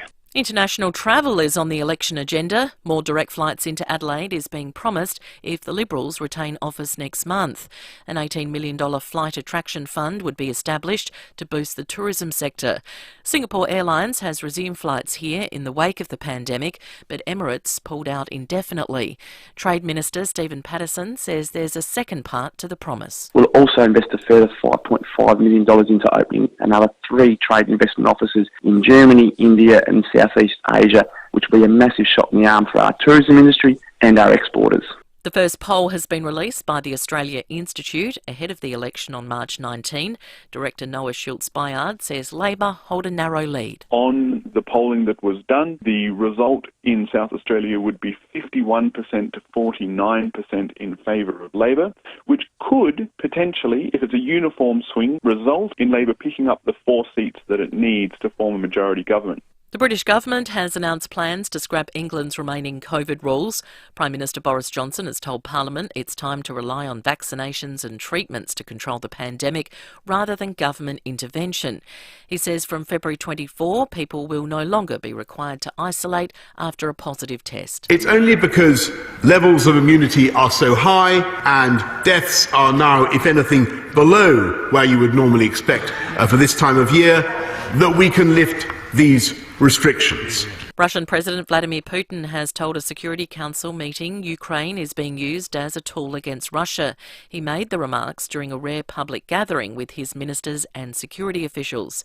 Mr. Putin has also asked the Council to consider an appeal from 2 Russian-backed breakaway regions in Ukraine to recognise their independence. The purpose of today's meeting is to listen to our colleagues and determine our next steps in this direction. I mean the appeal to Russia from the leaders of the Donetsk People's Republic and the Luhansk People's Republic, with a request to recognise sovereignty and a resolution of the State Duma of the Russian Federation on the same topic. That translation thanks to the BBC. And Britney Spears is writing a tell-all. The singer has signed a book deal with Simon & Schuster following a major bidding war. She's expected to pocket around $15 million for the memoir. The book will cover her music career and controversial 13 years spent under a conservatorship. Now turning to 5AA Sport. All new 2022 Mitsubishi Outlander with 10-year warranty, 10 years capped price servicing at Agostino Mitsubishi. And it's over to Tom Wren. Thank you, Mel. Novak Djokovic has made a winning return to the tennis court. It is a winning return to the tour for the world number 1, Novak Djokovic. Audio thanks to beIN Sports. Djokovic winning his first match in nearly 3 months, defeating Italian Lorenzo Musetti in straight sets at the Dubai International. To football, and Melbourne has cemented its spot in the top 4 on the AFLW ladder following a thrilling 3-point win against Brisbane. Taylor Harris was sensational for the D's, taking 7 contested marks as well as booting a couple of goals. Well, South Aussie athlete Aidan Murphy is hopeful his eye-catching 200-metre run on the weekend is a sign of things to come. The 18-year-old ran a time of 20.41 seconds, which is his personal best and 7th fastest Australian run of all time and quickest in 16 years. His ultimate goal is to run at the Paris Olympics in 2024, and he's told Rowie he believes he can get even quicker. Yeah, that's the ultimate goal, going sub-20, whether as a junior or as a open athlete. I just want to get there. Yeah, let's hope he does. And Steph Curry's 50-point game for Team LeBron against Team Durant has seen him crowned the NBA's All-Star Game MVP. And that's the 5AA Sport. Now checking 5AA traffic. Is your BMW due for service? Receive complimentary vehicle pick-up and drop-off at Glenelg BMW. Roads looking really good this morning, which is nice for the drive-in if you're up early. Simply some roadworks to keep in mind. Darlington works continue on the Flagstaff Road upgrade near the South Road intersection there. Got asphalt works at Woodville Park, Port Road near Kilkenny Road, and works continue at Myrtle Bank for the intersection upgrade of Cross, Glen Osmond and Portrush Roads. Cameras this morning, Bedford Street, Gilman, Crozier Street, Port Adelaide and Hillier Road at Brunella. Right now to Porto, get a delicious pita pocket with 2 crispy chicken strips, coleslaw, regular chips and a $3.90ml drink for just $9.95. Order in store or take away now. Adelaide's most accurate traffic on 5AA. Now the 5AA forecast. Switch and save on your car service and repairs. Call 1300 Automasters. Heading for a top of 28 today and sunny tomorrow 32, Thursday mostly sunny 31. Right now it's 15 degrees. More news as it happens on 5AA. Then I saw her face. Check out Gliderroll Garage Doors' new Timber Look Native Series sectional doors. Gliderroll.com.au. You're listening to 5AA Breakfast. David Penberthy and Will Goodings. 7 after 7. We're still on the lookout for some twins that listen. Any twins that listen? 1 in 80 birds in Australia is twins, which actually is proportionally higher than I would have thought. Yeah, it is common. Yeah, very common. 8223 It is Golden North's Giant Twin Day. They're declaring the 22nd of the 2nd, 2022 as the first annual Giant Twins Day. You can get your giant twins from the supermarket convenience stores. We'll have to hear from someone who's grown up as a twin. Only one half. You don't have to convince the other half to call in. 8223 is the number. The other thing we're doing all this week is we've got these terrific tickets to this wonderful Faulty Towers show that's on at the Fringe. Spend a night with Basil Faulty. Faulty Towers, the dining experience. Book at fringetix.com.au. And we're going to give it at the end of each program to just someone who's texted or made a comment in the 5AA Facebook live stream or called in on 8223 0000. Let's get to some of the news stories of the morning, including one we have been getting a lot of correspondence on. How would you feel about a population of 2 million people in Adelaide? The chair of the City for Adelaide Committee, Bruce Dutay, has said 2 million people in a decade's time would be perfect. And he says you could grow the population in a number of ways. You could fix the brain drain situation that's seen young South Australians leave for the eastern states. You could attract new people from interstate. You could attract new people from overseas again, of course, because the international travel's back and that sort of thing is allowed. But broadly speaking, the concept of increasing the population of Adelaide by 50% in a decade, how do people feel about it, A, and B? Would you be so bold as to nominate what you think the ideal population is? We're right now hovering just under 1.4 million by way of reference. It started to go up, and this is one thing that with the election on, the Premier Steve Marshall is campaigning on quite proudly, saying that for the first time in, I think, 40 years, South Australia has had positive population growth, meaning that we've started to reverse the brain drain. A lot of messages already on the Telstra Store Mount Barker text line, one from Elkie saying, what about quality of life, fresh air, gardens, parks, sports, the feeling of having your own patch of earth before you sign up for more cardboard cutouts? Take a trip to overcrowded India, where people are frequently very cranky in the street. Maria on Facebook says, hi guys, I live in the western suburbs and have done so for 40 years. In my street there are only 4 houses left with 900 square metre plus blocks. The last 3 house sales went for more than $1 million, which has been unheard of before in this area. They shoehorn 3 houses on the land and that creates traffic problems with parking. So as we suspected, and I'm sure Bruce Gite knew this himself, he's a smart guy, but there's a lot of instant negativity from people, the idea of such a big and sudden increase in the size of the city. Yep. There was not so much angst when it came to people being able to return to Adelaide from overseas yesterday. 7 News put together a nice package of people at the airport as international travel restarted just after we got off air yesterday. A Singapore Airlines flight touched down just after 9 o'clock. Here's a little bit of the action from Adelaide Airport. Yeah, it's been over 2 years. Yeah, so I just moved to Copenhagen for work, and then the borders closed, and then, so 2 years. It's been a while. How were you feeling this morning? So emotional. The moment I saw Adelaide, I cried on the plane, so yeah. 2.5 years, and tomorrow's my 60th birthday. It's 22/22 tomorrow, and so what a present, eh? Get your brother on. His other one day on the before.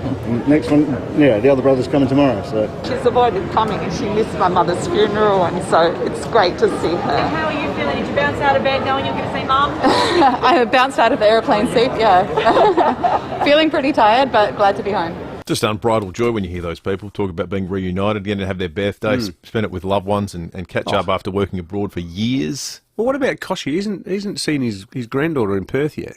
Yeah, this is not even overseas. This is within Australia. Yeah, like it's huge, ludicrous wrench on people, particularly older people. Yep. For whom, these family moments, you start sort of counting your life in years, not decades, and like that's a lot of time to not see your loved ones. There was a gentleman there celebrating his birthday today, as we've been speaking about. Golden North are calling today Giant Twins Day, so we've been on the lookout for a twin. I think we might have one on the line. Amy in Highgate, good morning. Oh, hello. How are you? We're good, thanks, Amy. Good. I've got 7-year-old twins, and I was just listening and asked if they could call. Oh, really? Of course. They're here at the table eating breakfast, and yes, so they bring us lots of joy. We had 2 kids and went to the third, and we got twins. Oh wow! So are they what? Boy, girl, girl, one Girls. of each. 2 Sophie. girls. Yep, Sophie and Sienna here. I got a Sophie. I love the name Sophie. Have you? Yeah. So what's it like having twins, Amy? Does it what are the things about it that make life easier, and what are the things that make life more challenging?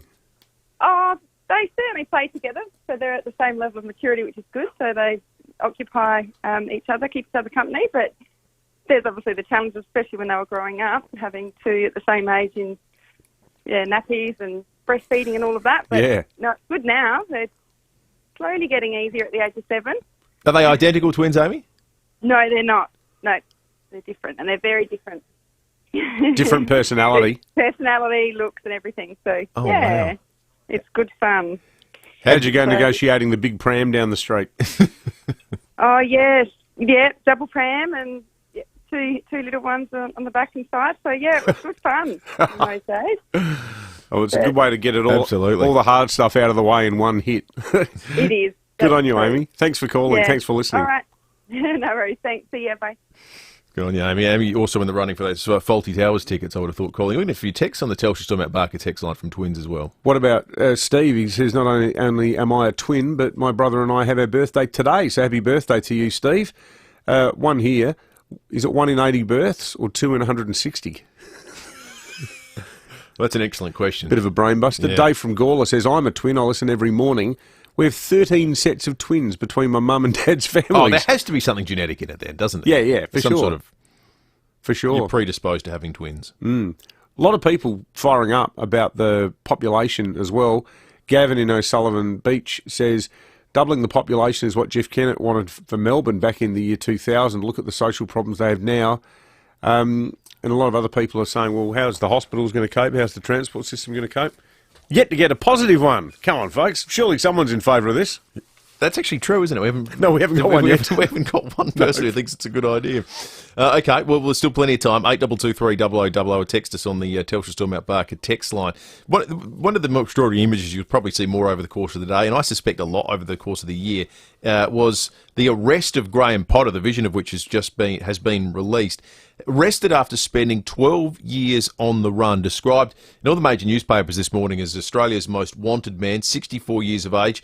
He disappeared in 2010 when he was due to appear in the Melbourne Magistrates Court, charged with plotting murders. The charges were very serious, plotting to kill 2 people. He was also wanted over his purported involvement in a $440 million ecstasy haul. This was a guy that police were very interested in being able to test the evidence they had on him in court. Well, he was found Monday morning at a house in far north Queensland in the town of Ravenshoe. Is that how you pronounce it? I'm not sure. No, I'm not sure either. Yeah, I'm not sure. For anyone who's familiar with far north Queensland, the correct pronunciation would appreciate it. It's about 40 k's southwest of Cairns.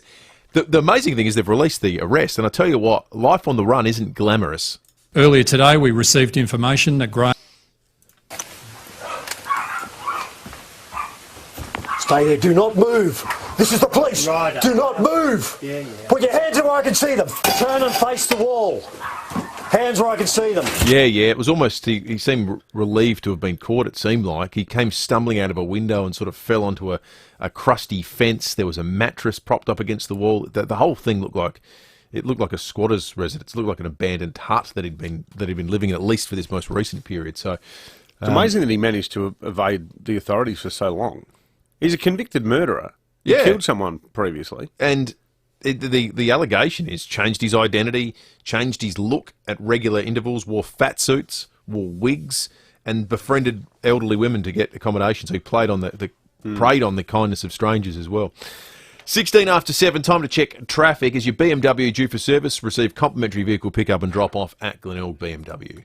Thanks, Will. Good looking day on the roads this morning. No real hassles for the driving, which is nice. Simply some roadworks to keep in mind. Myrtle Bank, those intersection upgrade works continue across Glen Osmond and Portrush Road, just at the bottom of the freeway. Asphalt works, Woodville Park, Port Road near Kilkenny Road, and Darlington. Works are continuing on the Flagstaff Road upgrade near the South Road intersection. Cameras, Hillier Road, Ranella, Military Road at Taparoo. Business owners, stop paying FBOS bills and terminal rental. Talk to SmartPay today for zero cost FBOS. Visit smartpay.com.au. Minimum turnover and T's and C's apply. Adelaide's most accurate traffic on 5AA. Peaceful living awaits at the 19th at West. With uninterrupted golf course views, pristine beaches and a new cafe and retail precinct opening in March, the best of the West is at your fingertips. The architectural homes on offer allow for effortless living. Brand new 3 and 4 bedroom designs are coming soon to West. Register your interest for the new collection today. the19thwest.com.au. It's incredible! Over 75% of tickets in the Hospital Research Foundation Home Lottery have already been sold. Don't miss your chance to live the dream in beautiful Somerton Park with 2 Scott Salisbury homes up for grabs. There's a catalogue full of prizes to win, including luxury cars and amazing getaways. Tickets won't last long. Join the fight and get yours today at homelottery.com.au. Thank you for your support. Licence M14133. How do you know if the milk you're buying is local? Easy. Just look for 3 words. Fluorio Milk Company. If the bottle you pick up has those 3 words on it, Fluorio Milk Company, it's guaranteed to be local. It's guaranteed to be fresh too. And the big plus, you're supporting SA dairy farmers, and for that, we're forever grateful. 3 words. Fluorio Milk Company. South Australian and proud of it. If you're planning an event, whether it's a small meeting with the latest in reliable technology or a large gala dinner full of glitz and glamour, you'll experience event excellence on every level at the Adelaide Convention Centre. Excellence in understanding your needs and delivering them to exacting standards is what we do. And we don't just aim for excellence, we go beyond. So for your next excellent event, the team is ready and waiting at the Adelaide Convention Centre, the centre of event excellence.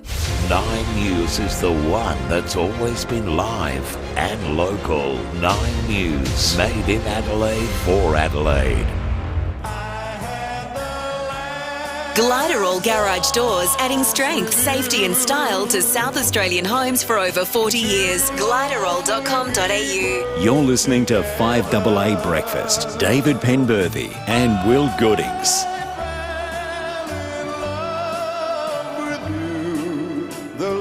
19 minutes after 7. I was glad our Alberton correspondent came to the rescue when it came to Richie Benno Day, and we found a home for it on the 2nd of April this year. Because it means we can well and truly hand over the 22nd of the 2nd, 2022 to Golden North for Giant Twins Day, the first Giant Twins Day where they can talk about an ice cream with a proud South Australian history. You can hear the crinkling of the wrapper as David's got one in the studio at the moment. We've got a couple of them here. You'll be hearing the crunching of the ice block soon. This is quintessential South Australia, the Giant Twin. I mean, these things, they used to, they hand-made them here in the 40s. That's where it all started. Trevor Pomeroy from Golden North joins us on the line. Trevor, good morning to you. Good morning, gentlemen. Take us through the bit of the history of the old giant twin. Yeah, look, all giant twins, all Golden North is made at Laura, up in the mid-north. And we started making ice cream in 1923. 1923? Yeah, some days it feels like I was there. Have you got anything from back in the day that you've got at a warehouse or anything that dates the company to that point? Yeah, part of the infrastructure of the building is still the same. And if you look at an aerial shot of the factory, about 200 metres behind the factory is the homestead of the original owners. So they literally built it in their backyard. How big an operation is it these days, Trevor? How many staff have you got? There's about 65 staff at Laura and about a dozen in Adelaide, which is where our head office is. How much has the recipe changed? Not much. Not much at all. Just a few minor alters where we've had to, but we still believe that the best ice cream is made with fresh milk and fresh cream. And I'm eating it now, mate, and I can attest to that, because I reckon there's, sometimes, kids want to buy something at the local service station and look at it, think these things, how do they get that colour? What's going on with that? But you can taste the freshness of the milk and the cream in the ice cream. It's terrific. Well, we reckon it's all about the ice cream. That's why you buy an ice cream. You use good chocolate too. That's the other thing I'd give you a big tick for. Yeah, look, that chocolate, it took us a few attempts, but that's one thing that has changed on Giant Twins. We have changed the chocolate a couple of times, but we're really happy with that chocolate now. Was there ever the lure of, the eastern states or somewhere trying to pinch the whole operation? No, the major players are international, and we sort of slip under the radar, little South Australian company. Sorry, mate, can't talk a meeting. Well, you've got to share. What flavour are you eating? I'm on the vanilla. Yeah, I got the coffee one. Will's on the iced coffee. I just know how to turn off my microphone when I'm chewing, Trevor. That's the difference. I think Will's about to have a massive anxiety attack too, because he gets upset by the sound of people eating. Hey, mate, just before we let you go, have you got any massive plans for the 100 next year? We're working on that right now, and we'll have different things coming out throughout the whole year.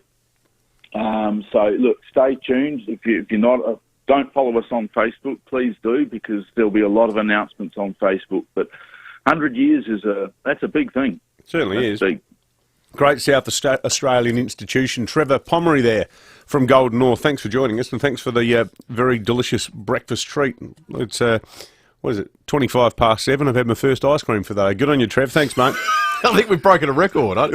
Mind you did make the good point that there are some breakfast stuffs that have ice cream on them. Yeah, for sure. So it's not that big a leap to go straight to the giant twin, is it? No, it's good. We've been up for hours anyway. Given our sort of fraught relationship with most of the dietary and good health bodies, I think this might be the final straw. That's right, exactly. This might be our equivalent of the Putin speech. Yeah, that's right. Now we've just taken literally eating ice creams live in the morning. But they are sensational. Great. It's a great story about a local company too. It is. 1923. And I love the fact that they're in such a tiny little country town. It's a beautiful South Australian story. We got a million texts coming in at the moment on the Telstra Store Mount Barker text line.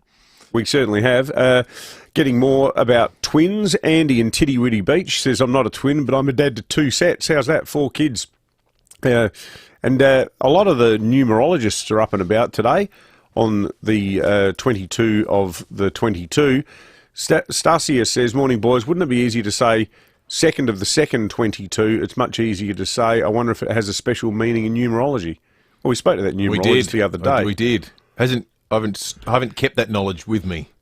No, I haven't either. No, it sort of just brushed over me. There was an interesting story that I read yesterday about, while we're on the subject matter of twins, in the United States, I believe, it was a set of identical twin boys married to a set of identical twin girls. That'd be confusing. The children are of each couple are biologically brother and siblings, but the way we understand is they're cousins. Oh yeah, of course. bizarre, isn't it? Totally bizarre. Yeah, I'd never heard of that happening before. It can't be all that common. Imagine being in a restaurant, though, and you look around and there's 2 women and 2 men who look completely identical having dinner together. You just be going, hang on a minute. Yeah, did I have that many martinis? It's time for sport. Last night on the sports show, Rowie was presenting some facts and stats that were brought forward by an AFL fan survey over the question regarding crowds returning to the footy in 2022. Have a listen. An AFL fan survey has landed considering the impacts of COVID. How are these stats? 26% of post-COVID are now more likely to watch at home. So 26% of your membership base is more likely to say, you know what, I might just stay at home. 1 in 4. So if this reflects Adelaide Oval, and you'd think it would, could we afford a 26% downturn on our crowds for Crows and Port games? No. I don't think we could. Adelaide Oval needs to be capacity. We need to hear that sooner rather than later. What's happening with face masks? I think they should be non-compulsory. If you're nervous in crowds, wear one, by all means. But don't mandate anything. Just get us back to living with it again. I remember we had a conversation about this very subject matter late last year, and we talked about the reality that you could make it 100%. 100% of people aren't returning day one. You can. No, it's just, and it's not just because there are people certainly out there that have concerns about catching COVID for a variety of reasons, but there are also others that just got out of the habit of doing it. Yeah. And you look at crowd numbers in all sports at the moment. They all are right around the world. None of them have bounced back to what they were instantly because people just got out of the rhythm of life and got used to digesting and consuming sport in other ways. Yeah. Like they're still fans, but I imagine there's more probably watching on TV and doing other things. But yeah, this idea that we're going to instantly, oh wow, COVID's over, 100% crowds, we'll be back to 40,000 plus at the Adelaide Oval, I just don't think is realistic. I think one of the things will probably take years before we realise the extent to which people's behaviour in a whole range of different areas has completely changed. But no, you're right. And look, you know, we've had the discussions with Matt Abraham. You know, he's much more cautious than you and I are in his assessment of who he sees and what he does. And, you know, I know my folks, their friends, who are all sort of in the 70, 80-year-old bracket, that some of them have totally changed what they're prepared to do. They won't go out for meals in restaurants, or if they catch up, they'll do it in the backyard. Yep. Like, different people have different approaches, and everyone's entitled to do that. But yeah, it doesn't sound like it's going to be an instant return to 100%, regardless of what the rule is. Yeah, I agree. 28 minutes after 7, 5AA News is coming up in just a moment, and then we're off to the capital. Phil Curry will join us to talk federal politics. Make every drive an experience with the Nissan X-Trail, featuring Apple CarPlay, and get Nissan Connect included when you finance with Nissan Future Value. Nissan Experience X-Trail. Approved private and ABN applicants. T's and C's apply. Ray White, big name in real estate, but also the biggest name in business broking. What makes us big? Our people, like Brett Buckley and his team. MBA, lecturer, and multi-time SA Business Broker of the Year. Brett doesn't just read a P&L, he feels it. If you're selling or expanding your business, Brett can take your business apart and find you more money. And we're not talking small change. Go on, touch base with Brett. Search Ray White Business Sales SA. At Fairmont Homes, we're excited to provide you better value than ever. Build now with Fairmont and receive luxury kitchen and bathroom upgrades, plus free air for no extra cost. And now for just $3.5K, choose from higher ceilings, solar or SmartStone bench tops.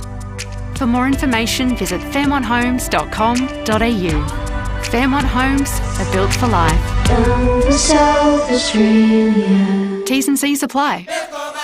Womadelaide Adelaide returns to its spiritual home in Botanic Park for its 30th anniversary with a birthday party to remember. Catch artists like Paul Kelly, The Cat Empire, Goanna, Joseph Tuadros with the Adelaide Symphony Orchestra and more from March 11 to 14. With a reduced capacity this year, tickets are selling fast. So make sure you don't miss out on Womadelaide Adelaide, March 11 to 14. Book your tickets and see the full lineup now at womadelaide.com.au. Does your retirement mean buying that special car you always wanted, going on lots of holidays, or dining out whenever you want? What do you have to do now to make it happen then? Retire in 5 is a retirement plan built by MBA Financial Strategists. It'll show you where your wealth needs to be in 5 years and what you need to do today to make that happen. Start with a free consultation with MBA Financial Strategists. Retireinfive.com.au. See website for T's and C's. 5AA Breakfast is streaming live right now. To watch, simply head online to 5AA Facebook or search 5AA on YouTube. This is Adelaide's 5AA. Sunny and 28 today with the 7:30 news. I'm Mel Usher. Had a bingle driving to work? Contact premierpanel.com.au. RAA approved crash repairer. 2 men have fled the scene of a crash at Norwood. Around 10 o'clock last night, a Range Rover crashed into a house on Sydenham Road. Senior Constable Matt Brown has told David and Will anyone who saw the crash should contact Crime Stoppers. No one inside the house was injured, but checks revealed that the car had been stolen from a North Adelaide address during the day. A major boost to international travel is being promised if the Liberals win the March 19 state election.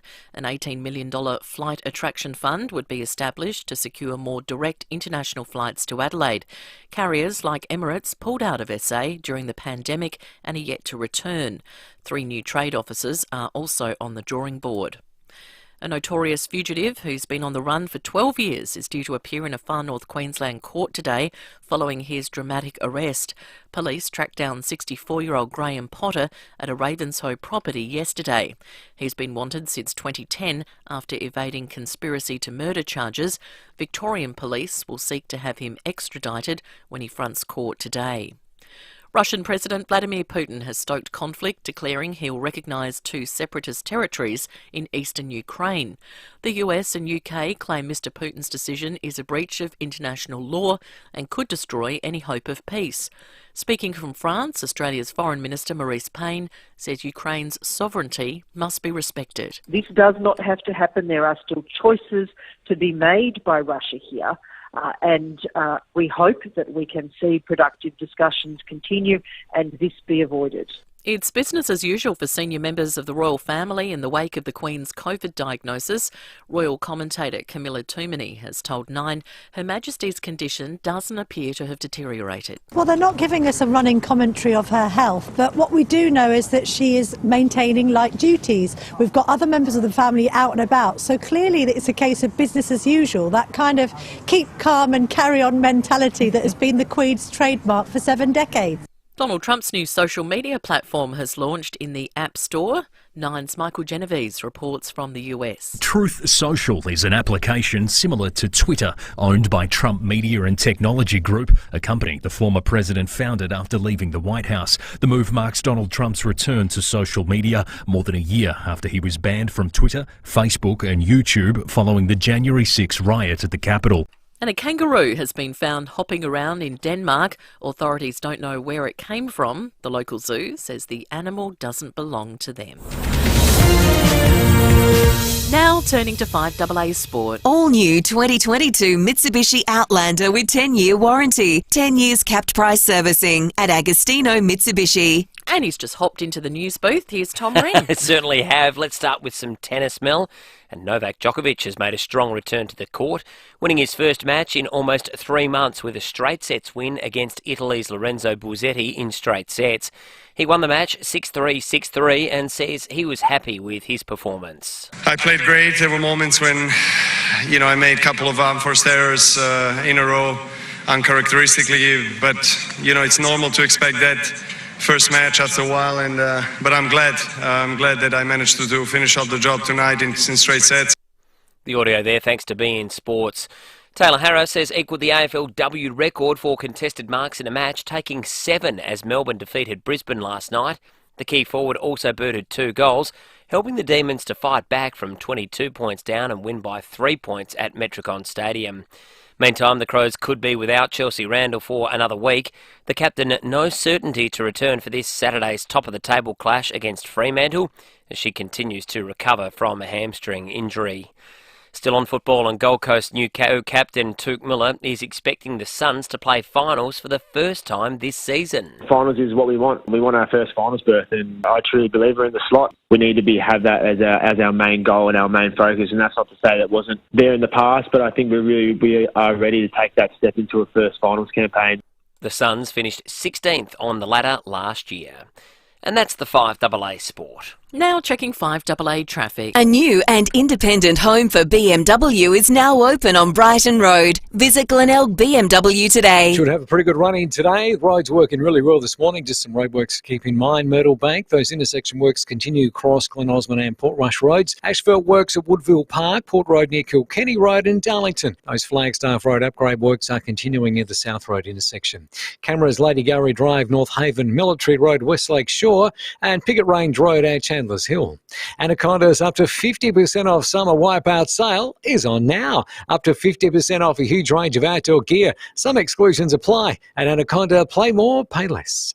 Adelaide's most accurate traffic on 5AA. Now the 5AA forecast. Make sure you and your car stay cool with aircon and cooling services. Call 1300 Automasters. Sunny and 28 today, sunny tomorrow 32, Thursday mostly sunny 31.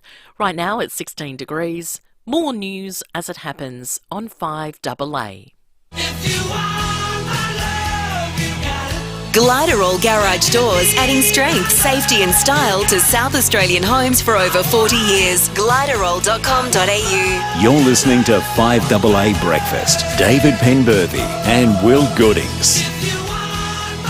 24 minutes to 8. It is the last week of the mainline drive-in at Jepps Cross. 56 years it's been in operation. This Saturday is its final session, but thanks to the great people at Variety, we've got tickets to give away, so you can be there. We've got 2 carloads a day that we're giving away. You can see Ghostbusters Afterlife. And the important thing for Variety in all this is that whatever gets spent on the day there goes to Variety. It's a donation, so you can win tickets with us, but in the process, you're supporting this magnificent charity who we love partnering with, and we will be doing for this historic occasion.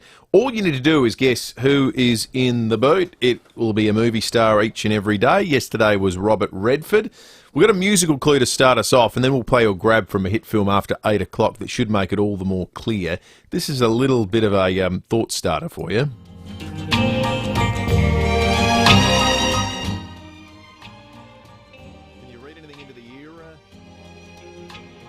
People are familiar with a very famous film, might even know the theme. And if that's you, then you are in pole position to win the competition after 8 o'clock today. But we'll play a grab for another absolute classic after 8 o'clock that'll make things a little clearer for you, and you can win those tickets after 8:30. Let's head to Canberra. Phil Curry for the Australian Financial Review joins us. Morning to you, Phil. Morning, fellas. Sounds like one of those films my mum used to watch. Sorry. Well, yeah, I was thinking that. That might be a clue.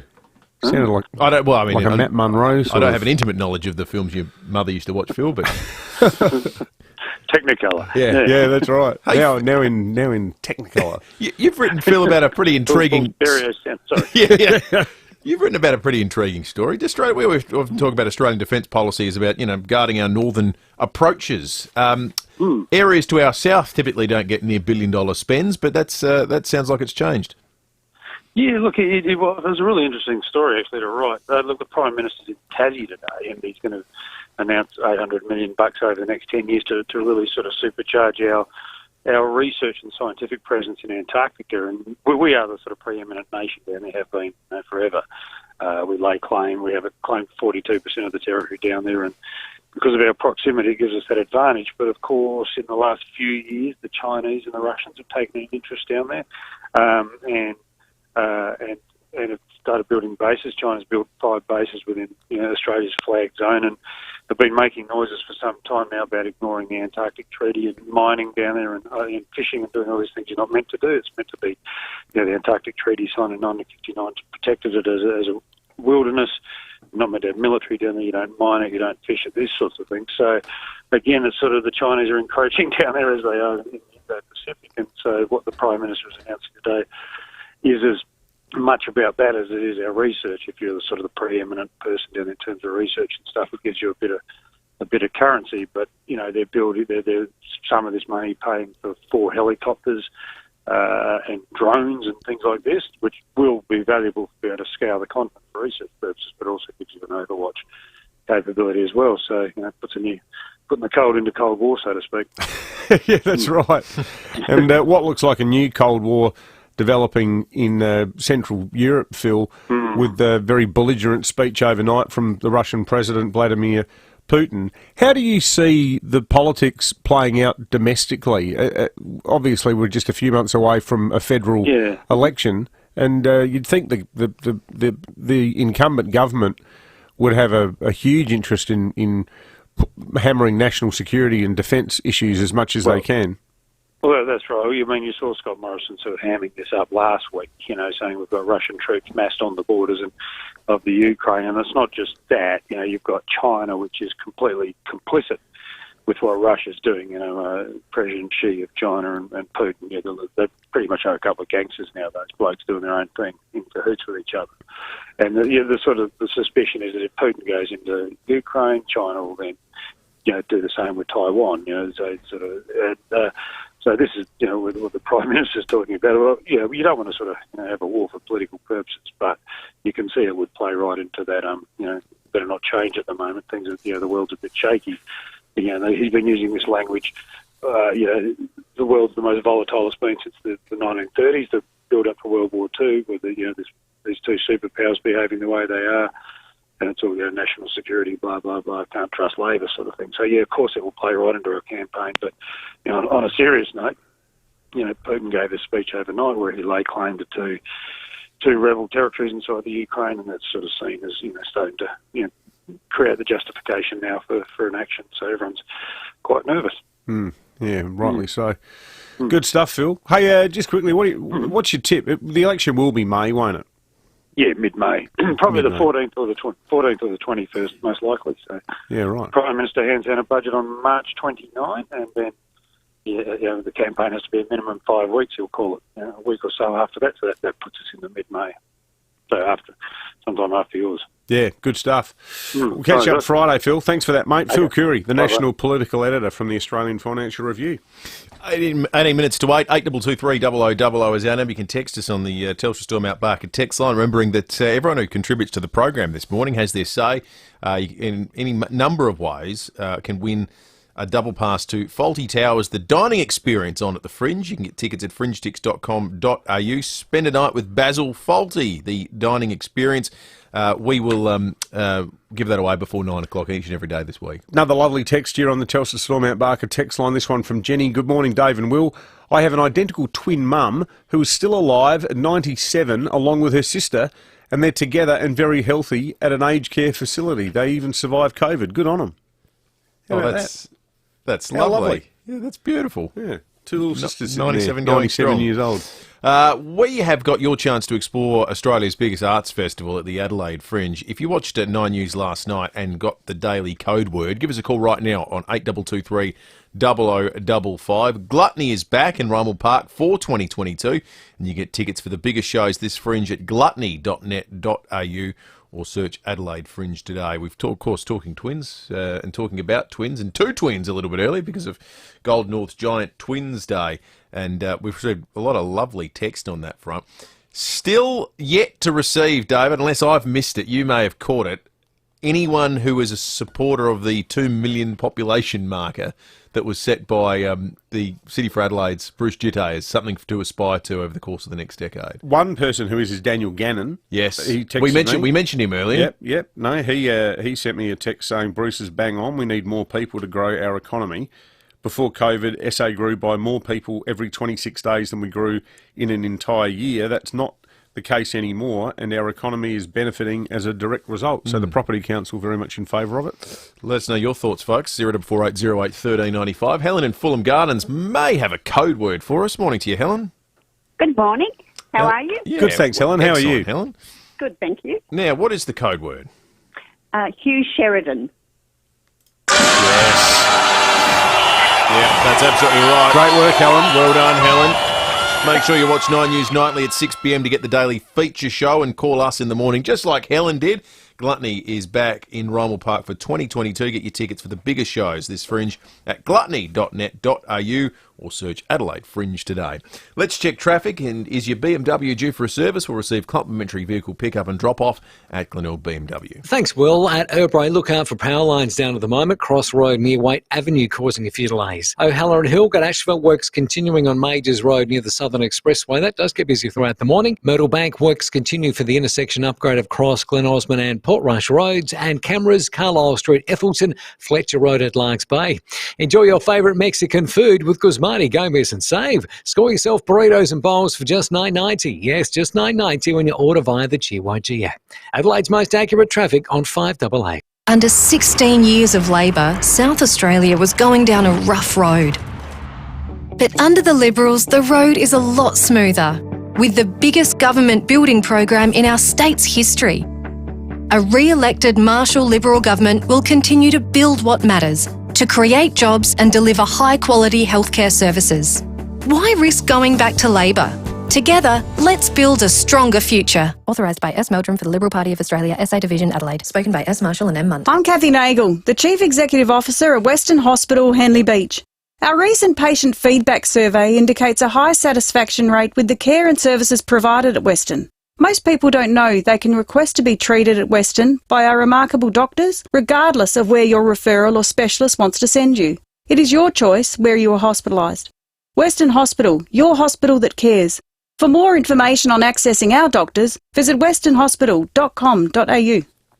Well, here's some exciting news from Wakefield Orthopaedic Clinic. As South Australian leaders in orthopaedic, sports injuries and arthritis care, Wakefield Orthopaedic Clinic is pleased to be welcoming patients back for elective surgery. They've been supporting the healthcare system and the community with South Australia's latest COVID-19 wave, but are now back at full capacity. This means the dedicated team at Wakefield Orthopaedic Clinic are working hard to reschedule surgeries across 20 locations throughout Metro and regional South Australia. It's a big task, but getting elective surgeries back on schedule is critical. So if you're ready to get the ball rolling with your surgery, book an appointment with your surgeon or call your GP to discuss the next steps. Wakefield Orthopaedic Clinic, they're committed to keeping you moving. For more information, visit woc.com.au or call 8236 4100.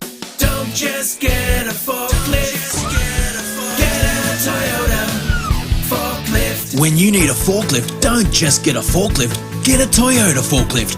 Get the world's #1 forklift brand. Get legendary Toyota reliability, get world-leading safety, and get it from toyotamaterialhandling.com.au. Get the Toyota Forklift Advantage. For sales, service, and hire, get a Toyota forklift. 5AA Breakfast is streaming live right now. To watch, simply head online to 5AA Facebook or search 5AA on YouTube. Check out Gliderroll Garage Store's new Timber Look Native Series sectional doors, gliderroll.com.au. You're listening to 5AA Breakfast. David Penberthy and Will Goodings.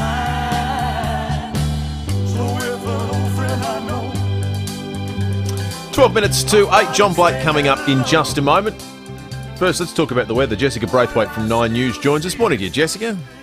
Yeah, good morning. It's a bit of a crisp one outside at the moment. It's only around 16 degrees right now, but those skies are clear, and that means we are going to see an absolute corker of a day. Nice and sunny, 28 degrees on the way this afternoon. It's really funny. It's just one of those weeks where everything just looks really good. Like, we're just sort of going to settle into this summer sweet spot over the next few days. So tomorrow, midweek for Wednesday, we're going for a sunny 32 degrees, looking dry. Thursday, mostly sunny, 31 degrees. Friday, partly cloudy, 30 degrees. Like, I wish I could tell you something more interesting, but, you know, there's just no weather around. But It's really nice. Like, it's nice and sunny. It's stable. Saturday, you know, over the weekend, mostly sunny, 31 degrees. Sunday, partly cloudy, 30 degrees. So I think really all we have to do is just lap it up and enjoy it, because, you know, how often we've just got this most beautiful run of sunny weather. I haven't got any rain for the garden. We had a little bit over the weekend. So, you know, I guess if you had to find a complaint, maybe that would be it. But really, it's just like, hello, sweet sunshine. Yeah. Been You know very what? mild. We had our mild fill weather. of It's great. interesting weather earlier in the year, didn't we? Humidity You know, and we do weird get our rainfall. fair share. Yeah. Yeah. So We've got to enjoy it while we can. I'm good with a bit of boring weather for a little while. That's okay. I just don't know what I'm going to talk about on the TV, that's all. Ah, well, yeah, that's a problem. Just talk about your musical career, Jess. Yeah, sing a song. I'll do a dance or something. play some of your hit tunes instead. How's it Filler. going? And now for some filler. How's all the music going, Jessica? You got any? Do you it's plan to going- tour or anything? Yeah, I haven't. I'm more of a sort of, I like the recording and releasing. Sure. But it was really amazing. Like, I put out this Christmas song which went crazy, and it was so funny. And then on the day after Christmas in America, so the 26th here, everything really died down, which was beautiful for me because it was so full on. And I was like, oh, I just need a nice sit down and a cup of tea, which is not very rock star at all. But, you know, that's the beauty of a Christmas song, because it actually has, you know, people don't listen to Christmas music in February. So I'm actually enjoying a nice little break now before I kind of perhaps get back into it again later in the year. Oh, well, you've got what, 10 months until Christmas again, and you'll be I back. know, then we ramp up again. Maybe Good stuff. Christmas in July. Yeah, quite possibly. Good on you, Jessica. Jessica Braithwaite from 9 News. 10 to 8. Have you heard the story of Hank the Tank? Hank the Tank, the giant black bear that's been terrorising households in California. Oh, yeah. This is amazing, this story. 225 kilos worth of black bear called Hank the Tank. It's been roaming the streets in the Tahoe Keys area of South Lake Tahoe, about 160 k's east of Sacramento, capital of California.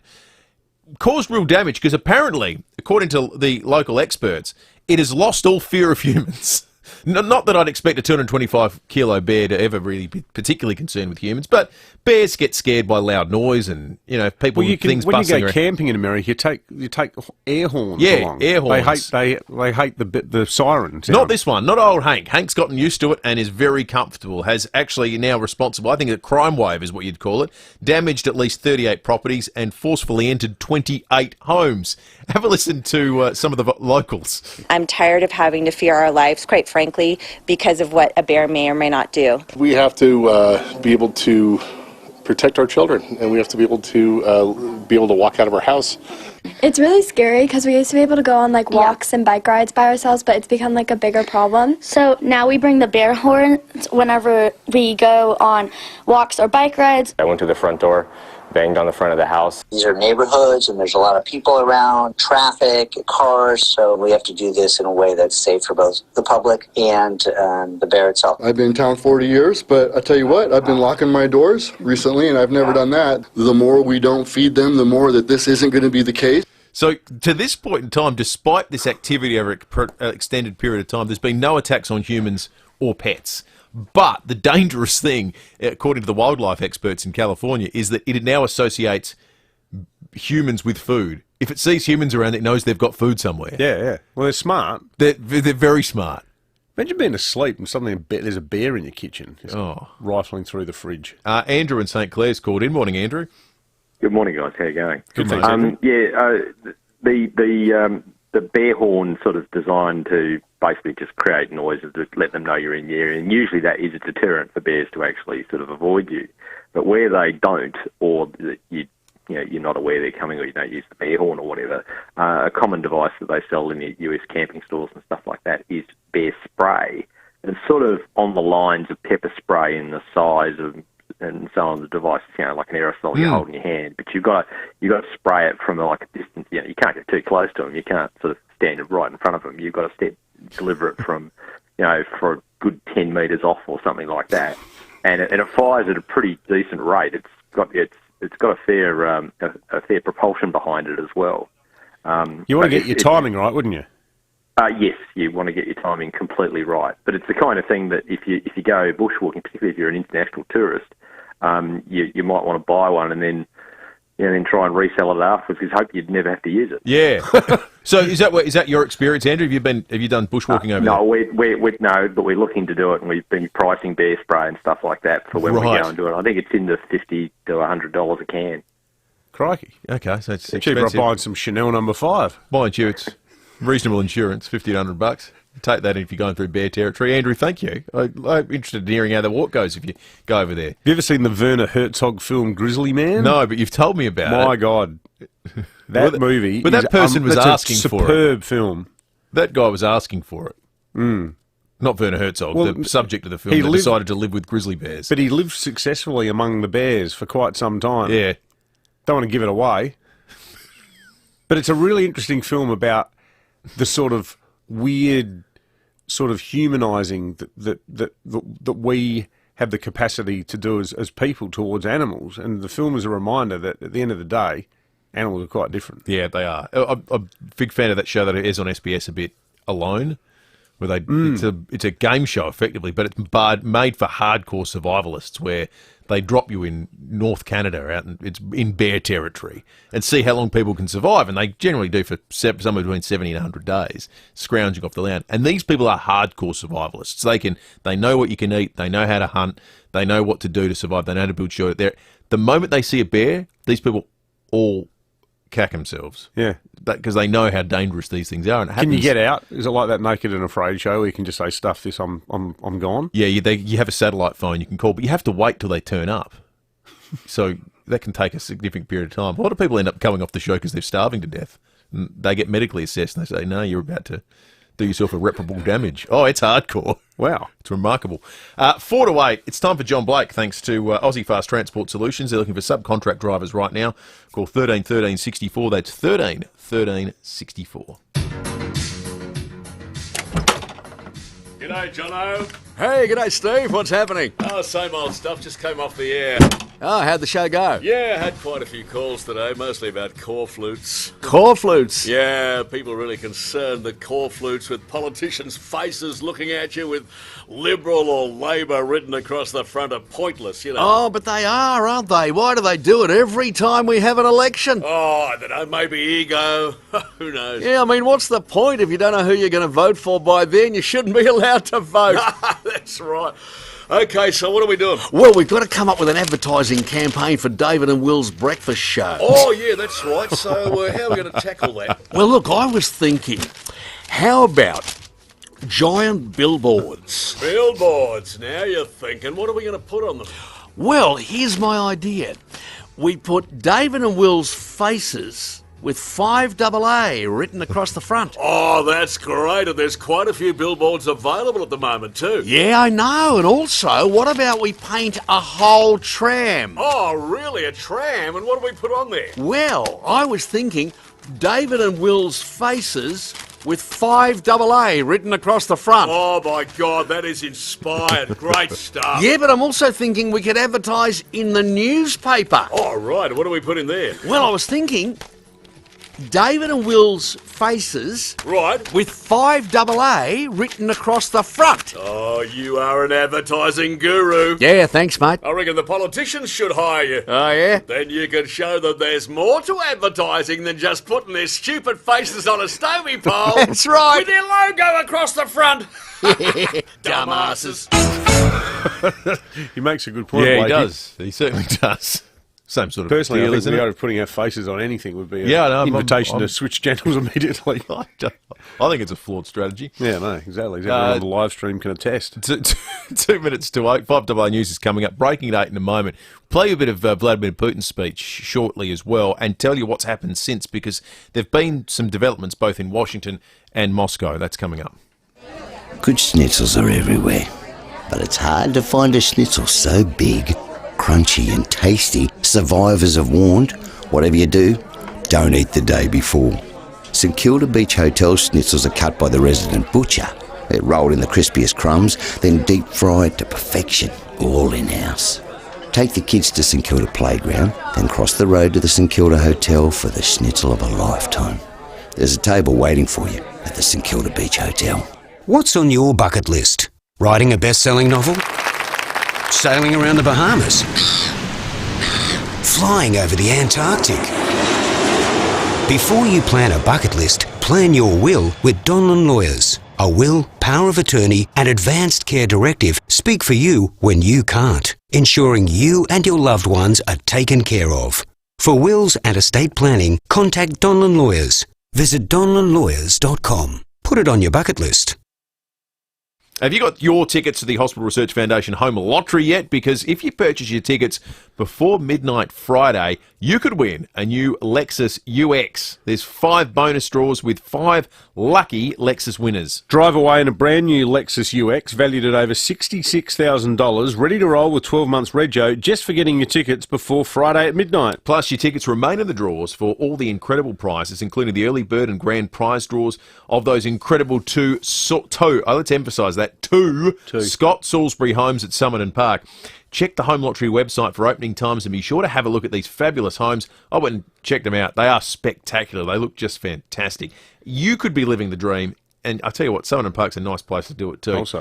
Also, mortgage-free. Thank you very much. Mortgage-free, 2 of the best words in the English language. By buying a ticket, you're joining the fight for world-leading research, improved treatment and vital healthcare services in our community.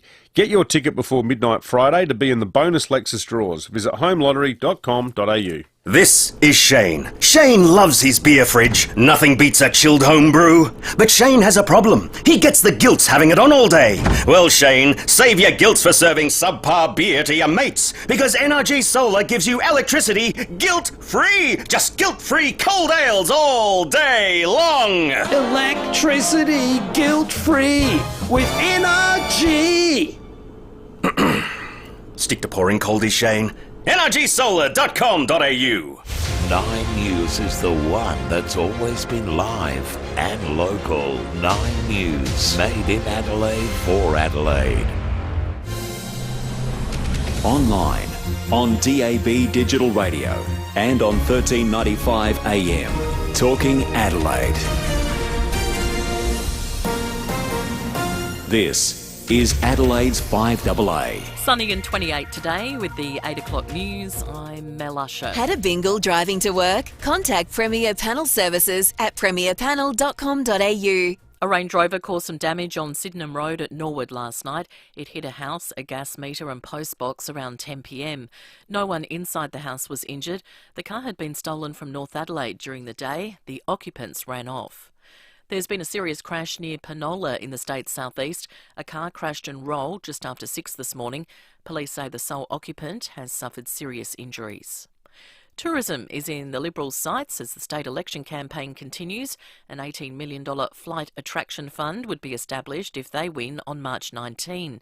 It's designed to secure more international carriers and direct flights from overseas. Labor's taken a swipe at the state's GST revenue with the Federal Treasurer in town today. They say we're not getting our fair share. Treasurer Rob Lucas says we are. Our position in terms of getting a fair share is protected for another 5 years, right through to 2027. Whoever's in government in 5 years' time, whether it be the Federal Liberal Party or the Federal Labor Party, South Australia's current fair share of the GST should continue. The first poll ahead of the state election is out. Labor holds a narrow 51% lead, two-party preferred, but the Australia Institute's director Noah Schultz-Bayard says it's early days. Polling doesn't try and predict what's going to happen in a month's time. You know, the election's still a month away. Anything can happen in that time. This is just a snapshot of how people are feeling now. But I think the most important thing to take away from it is that it's going to be a tight race. All COVID restrictions are said to be scrapped in the UK. The legal requirement to isolate will be removed and free testing will no longer be available to the majority of residents. Prime Minister Boris Johnson has told Parliament high booster rates and low hospitalisations are behind the decision. It's only because we know Omicron is less severe that testing for Omicron on the colossal scale we've been doing is much less important and much less valuable in preventing serious illness. Russia's president will recognise 2 separatist territories in eastern Ukraine. Nine's Europe correspondent Carrie-Anne Greenbank reports. In an address to the nation, Vladimir Putin has announced he is formally recognising the independence of the 2 Russian-backed separatist areas of Donetsk and Luhansk in eastern Ukraine. This is a major breach of the Minsk agreement and, according to the EU Commission president, a blatant violation of international law. President Putin's lengthy address included references to the modern Ukraine being completely created by Russia, blaming Ukraine for the escalating tensions in the Donbass, saying it will be held responsible. Now turning to 5AA Sport. All new 2022 Mitsubishi Outlander with 10-year warranty, 10 years capped price servicing at Agostino Mitsubishi. Here's Tom Wren. Thank you, Mel. Novak Djokovic has made a winning return to competitive tennis. The world number one defeated Lorenzo Musetti in straight sets at the Dubai Open. It was Djokovic's first match since being deported from Australia last month due to his vaccination status. Australian batsman Marnus Labuschagne is getting creative to prepare for the dry pitches in Pakistan, creating a makeshift pitch at home to practice against a tennis ball. Next month's tour of Pakistan will be Australia's first since 1998. The world number one test batsman says it's the great unknown. It's a really exciting challenge to go over there.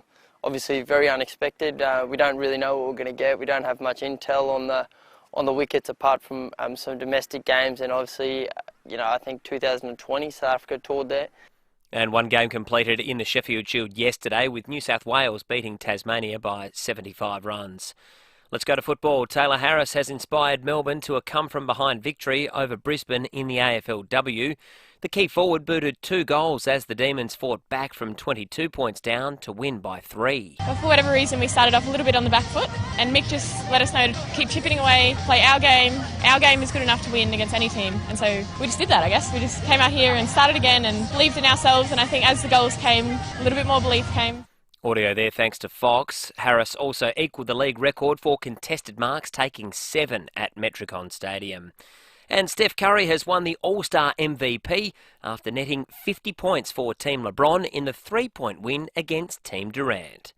And that's the 5AA Sport. Now checking 5AA traffic. Is your BMW due for service? Receive complimentary vehicle pick-up and drop-off at Glenelg BMW. At Uber, got power lines down Cross Road near Waite Road. At Darlington, works on the Flagstaff Road upgrade continue near the South Road intersection. And Myrtle Bank, works continuing there too, Cross, Glen Osmond and Port Rush Road, just out the bottom of the freeway.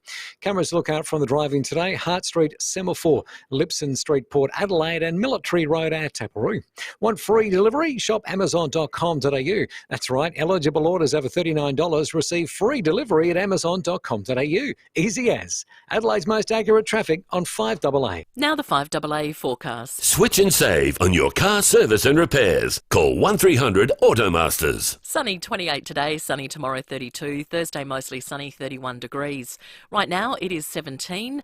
More news as it happens on 5AA. Here comes the sun. Check out Gliderroll Garage Doors' new Timber Look Native Series sectional doors. Gliderroll.com.au. You're listening to 5AA Breakfast. David Penberthy and Will Goodings. 7 after 8. You know who don't get enough plaudits? The PIRSA people who can control fruit fly outbreaks. Oh, yeah. You had one in your area, didn't you? Rules about school lunchboxes. Just on the other side of the right. Oh, yeah, we had the lunchbox ban. That's right. They're all taken care of. I just note PIRSA have just advised... Mission accomplished. All fruit fly outbreaks in Adelaide have ended, including in Ridleyton. All fruit and veg movement restrictions over. How about that? That's great news. Isn't it nice to hear a government department saying the end of restrictions? Yes. Well... I think they're the model, PIRSA, frankly.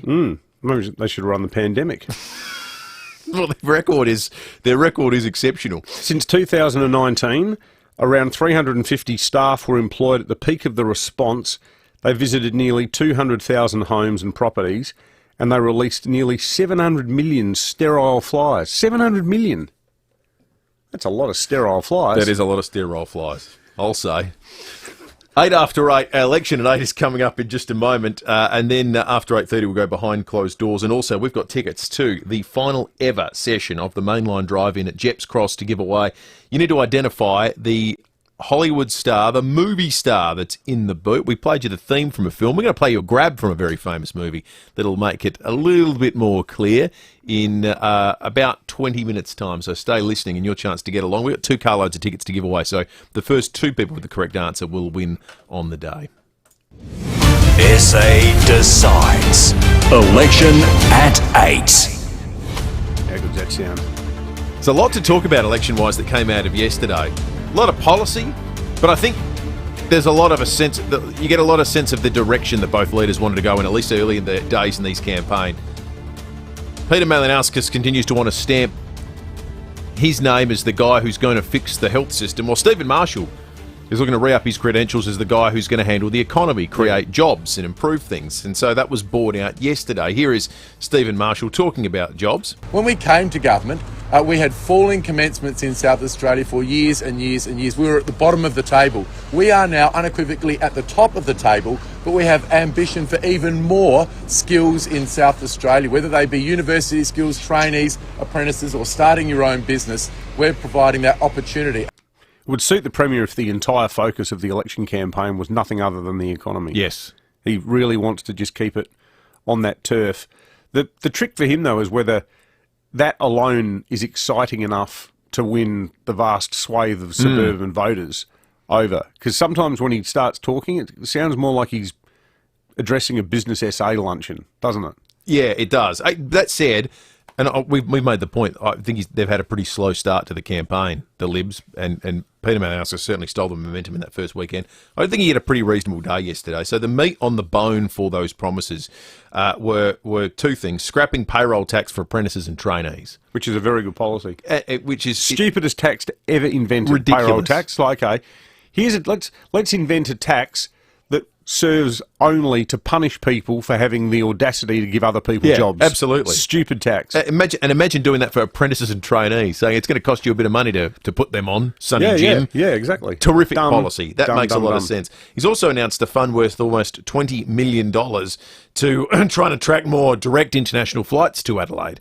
And we spoke about this a little bit earlier. They're talking about flights to a whole place, significant places that have links to Adelaide and South Australia. So you'd be looking at places like Japan, New Zealand, Vietnam, and of course Singapore. We've already got some direct flights to Singapore, and they do great things for the South Australian economy. And again, it's the Premier talking about that theme: growing jobs, creating opportunities, giving you a sense that things are happening here in Adelaide.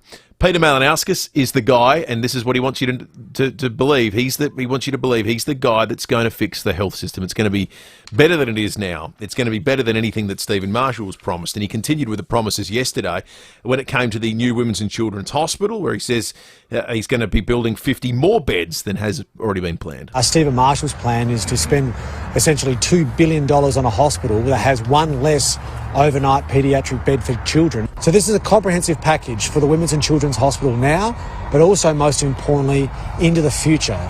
The other thing Labor thinks it's on a winner with, and when we had Peter Malinauskas on the show yesterday, from memory, I'm pretty sure he mentioned it then, if you drive along West Terrace, there's posters on almost every Stobie pole saying, we don't want a $600 whatever million it is basketball stadium. They are utterly obsessed with smashing the new entertainment centre and making it sound like it's going to be, nothing other than a venue where you can see the Harlem Globetrotters perform once every 3 years or something, which it isn't. But in terms of the manner in which that has become an issue in people's minds, I mean, we still get unsolicited texts about that from people, and it's been cleverly, if mischievously, used by Labor as a means of denigrating the government's performance on health.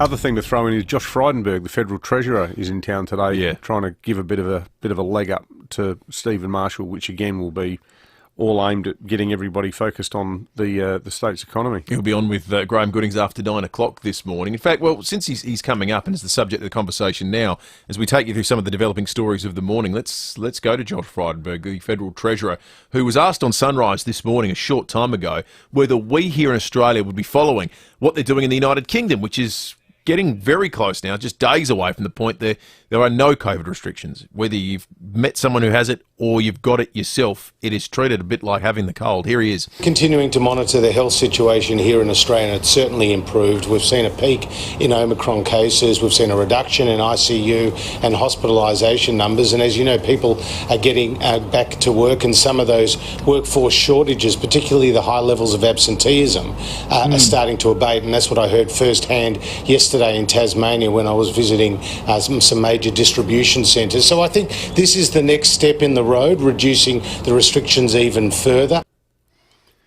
Yeah, I reckon corporate Australia still needs to have a bit of a harder look at this. I don't see the city looking anywhere near like what it Well, did still. we're getting to the point. None of the banks have got their staff here. It's hard to be critical of the health services if you aren't willing to put your own staff they need to come back to the office.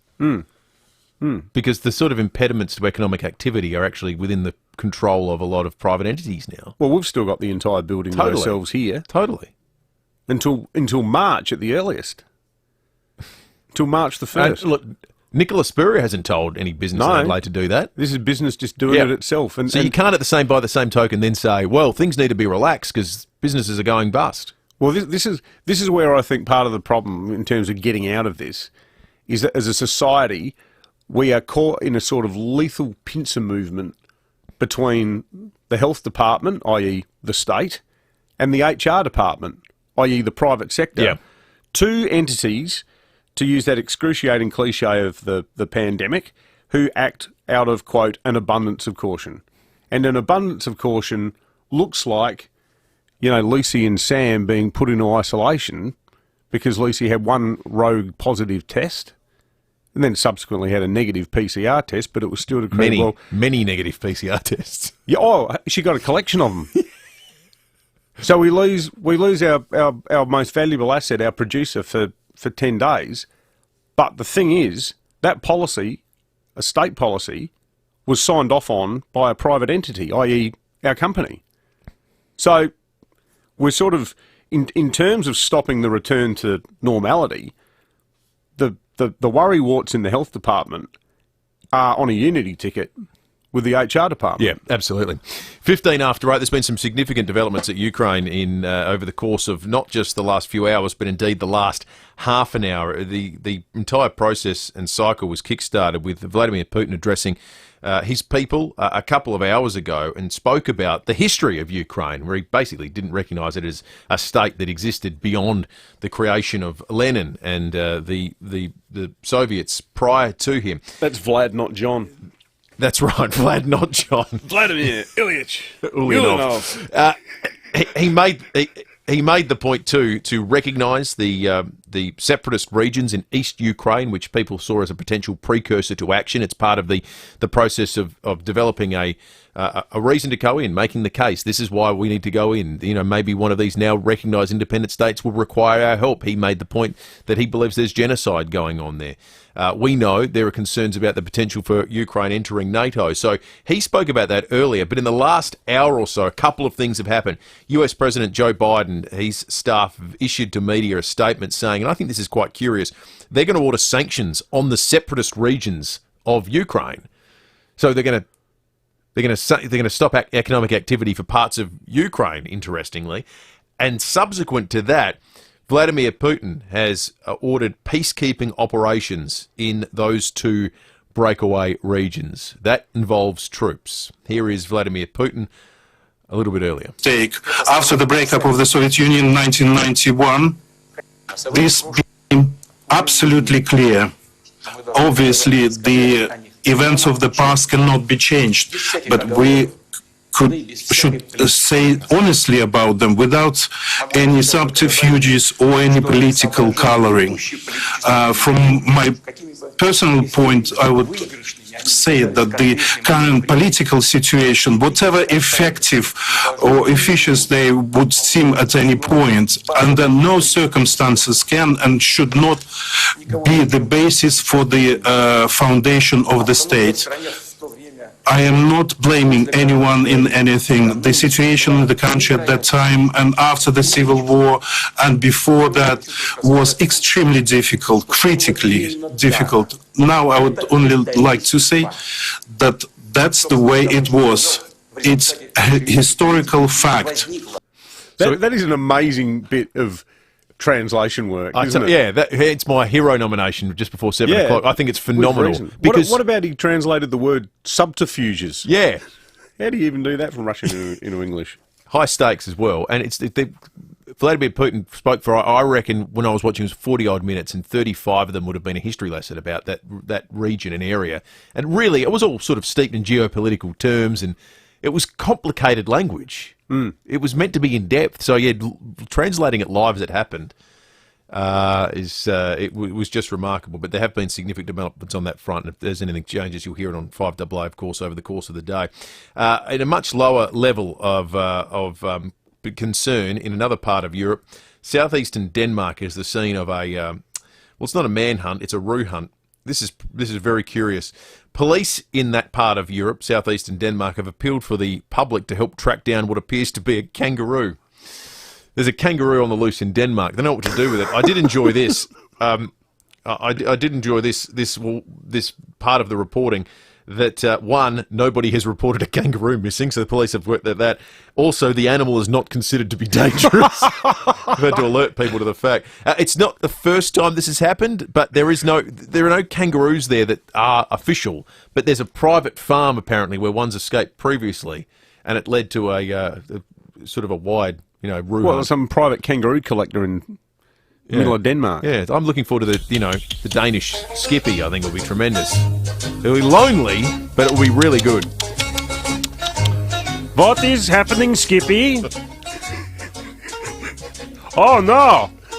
The helicopter has crashed? Last time they lost a roo was in 2018, so, What about that poor bugger in Miami who collected cassowaries and got killed by one a few years back? Well, they're dangerous animals. Yeah, I know. You should maybe just start with a galah and work your way up. Yeah, I would have thought. Maybe a Corella. 20 minutes after 8, let's check traffic. As your BMW due for a service, receive complimentary vehicle pickup and drop off at Glenelg BMW. Thanks, Will. At Uber, got power lines down Cross Road near Waite Road. Darlington works continuing on the Flagstaff Road upgrade. That's just near the South Road intersection there. Woodville Park, Asheville works continue Port Road near Kilkenny Road. Speeds reduced inbound. With cameras today, Young Street, Ranella, Military Road, Taparoo, and Baines Road at Onkaparinga Hills. Reboot your weight loss goals in 2022 with WW's new personal points program. Pay just $5 for your first 30 days at www.com. Hurry, ends soon. Adelaide's most accurate traffic on 5AA. Rowie Sports Show. A dominant performance from Hannah Green. And history's been made. She is the first female winner. Australian golfer Hannah Green joins us now. Hannah, congratulations. Thank you. Well, that was well worth a shoey. Yeah, it was. Did I hear you only had Prosecco in that shoey? Yep, that's all we got given, but that's all I really wanted to. 4 p.m. weekdays. Hannah Green, you win another PGA. I want to see French champagne spurring out the side of it. Rowie Sports Show on 5AA. The time is now. An opportunity to tell a new and unique story. 88 O'Connell, a connected community with swimming pools, gym, indoor and outdoor dining, fresh food marketplace and high-end retail shopping. 2, 3 or 4 bedroom apartments with unparalleled views to the city, hills, coast and beyond. The long-awaited display suite is now open, showcasing the incredible lifestyle on offer at 88 O'Connell. More than an address. 88 O'Connell, North Adelaide. Why would you put South Australia's healthcare system in the hands of Labor? As Labor's Health Minister, Peter Malinauskas closed the Repat Hospital and was part of the Labor government that slashed our health system. Labor downgraded emergency departments at Modbury, Noarlunga and Queen Elizabeth hospitals and closed the high dependency unit at Modbury Hospital. Can we really risk going back to Labor? Authorised by S. Meldrum for the Liberal Party of Australia, SA Division, Adelaide. Spoken by S. Marshall and M. Munt. We lost Dad to prostate cancer. Breast cancer nearly took Mum away. My little brother is living with leukemia. My pa caught his bowel cancer early. Make your donation as personal as your story. You can target the cancer that's hurt you most with Cancer Council SA. Learn more or donate at cancersa.org.au. At Fairmont Homes, we're excited to provide you better value than ever. Build now with Fairmont and receive luxury kitchen and bathroom upgrades, plus free air for no extra cost. And now for just $3.5K, choose from higher ceilings, solar or SmartStone bench tops. For more information, visit fairmonthomes.com.au. Fairmont Homes are built for life. South Australia. T's and C's apply. If you want to feel great about the milk you pour in your tea and coffee, over your cereal or in your smoothie, make sure it's from the Fleurieu Milk Company. Because it's a great feeling buying from people who love SA as much as you do. 3 words make all the difference. Fleurieu Milk Company. South Australian and proud of it. feel like a cuppa now. Flurio Milk Company, celebrating 15 years of SA business. FlurioMilkco.com.au.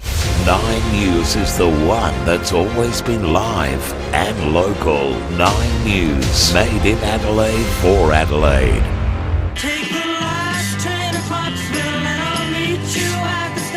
Gliderall Garage Doors, adding strength, safety and style to South Australian homes for over 40 years. Gliderall.com.au. You're listening to 5AA Breakfast. David Penberthy and Will Goodings. 24 minutes after 8. After 2 years where the only stories we covered regarding airports were that's where things weren't happening, things have changed rather significantly, so much so that they're even a state political issue as of yesterday, which was a significant day. Yesterday we saw the return of international travellers, and we saw the state premier commit to, if his government's returned, nearly $20 million to attract more direct flights to the airport. Brenton Cox is the Managing Director at Adelaide Airport and joins us on 5AA Breakfast now. Brenton, good morning to you. Good morning. Must have been a pretty depressing old joint for much of the last 2 years, Brenton. I'm sure you love your job, but I went to the airport a few months ago to pick somebody up, and you could have fired a cannon across the halls. Is it nice having the activity resuming? It's been an interesting couple of years, and it is. I mean, we're here to connect people, and when you can't do that, that can be pretty tough. But what we're seeing, the sort of scenes that we saw yesterday with people together for the first time in 2 years, that's when it all pays off. So yeah, absolutely, 100%. So, correct me if I'm wrong. There's 9 international flights coming to Adelaide this week? Yeah, correct. And actually today we've got another Singapore flight and Qatar coming in. So, that they get to connect us through some pretty big hubs out there. So it's really good to have them. Both of those airlines have supported us throughout this whole pretty nasty pandemic period. So it's actually nice to see them as some passengers and customers filling those seats.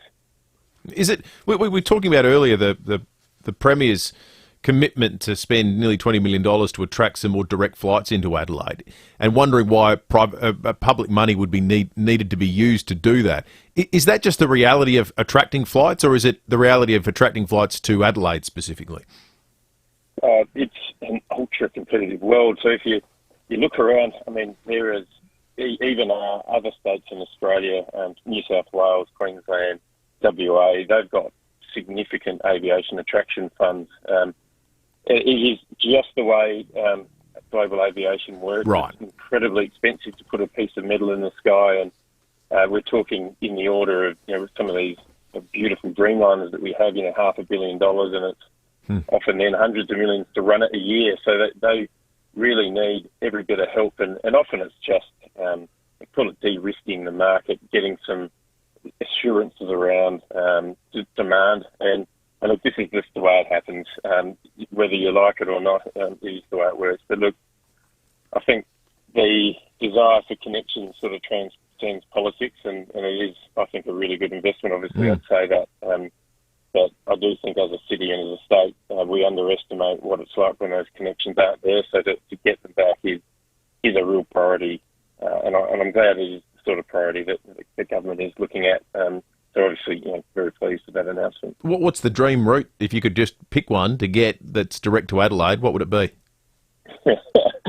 I tell you, I just like our customers back for the time being. So, it'd be, at the moment, we really want Singapore and Qatar and Malaysia to build up and get, Cathay and Air New Zealand and, Jetstar back to Bali and, that's the short-term nirvana. But, in the longer term, we deserve Adelaide to be properly connected. In the good times, we used to, I'd say, leak 35% of our market share out of other states in Australia, where, people choosing to sort of fly out of Sydney and Melbourne. So if we didn't have that, we would rightfully deserve a, direct flight to Japan, a direct flight into the US. And, but, one of perhaps the shorter term little goals is to be able to get people having a break in Fiji or something like that as well. So that'd be nice in the nearer term, I think.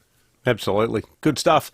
Brenton Cox, back to doing what he does best, bringing people together. Managing Director at the Adelaide Airport. Thanks for joining us, mate. 28 minutes after 8. Last ever session of the Mainline Drive-In this Saturday. It's sold out. We got tickets thanks to Variety. So the only commitment we ask from you when we give these away is to go along and buy lots of food that's bad for you, because all that money goes to supporting this wonderful charity in Variety. 2 carloads worth of tickets are going to be given away on 5AA Breakfast right after the 8:30 news. At Lendlease Retirement Living, we create places to live well. That's why our retirement villages are designed with your well-being in mind. From friendly neighbours and social activities to surroundings that inspire an active life, you'll discover the joy of belonging to a community that cares. It's more than just somewhere to live. It's a lifestyle that supports you to thrive. Retirementbylendlease.com.au. Your place to live well. Make 2022 the year you take the first step to great retirement living with FIVEaa. Now is the perfect time to start thinking about the kind of life you'd like to lead.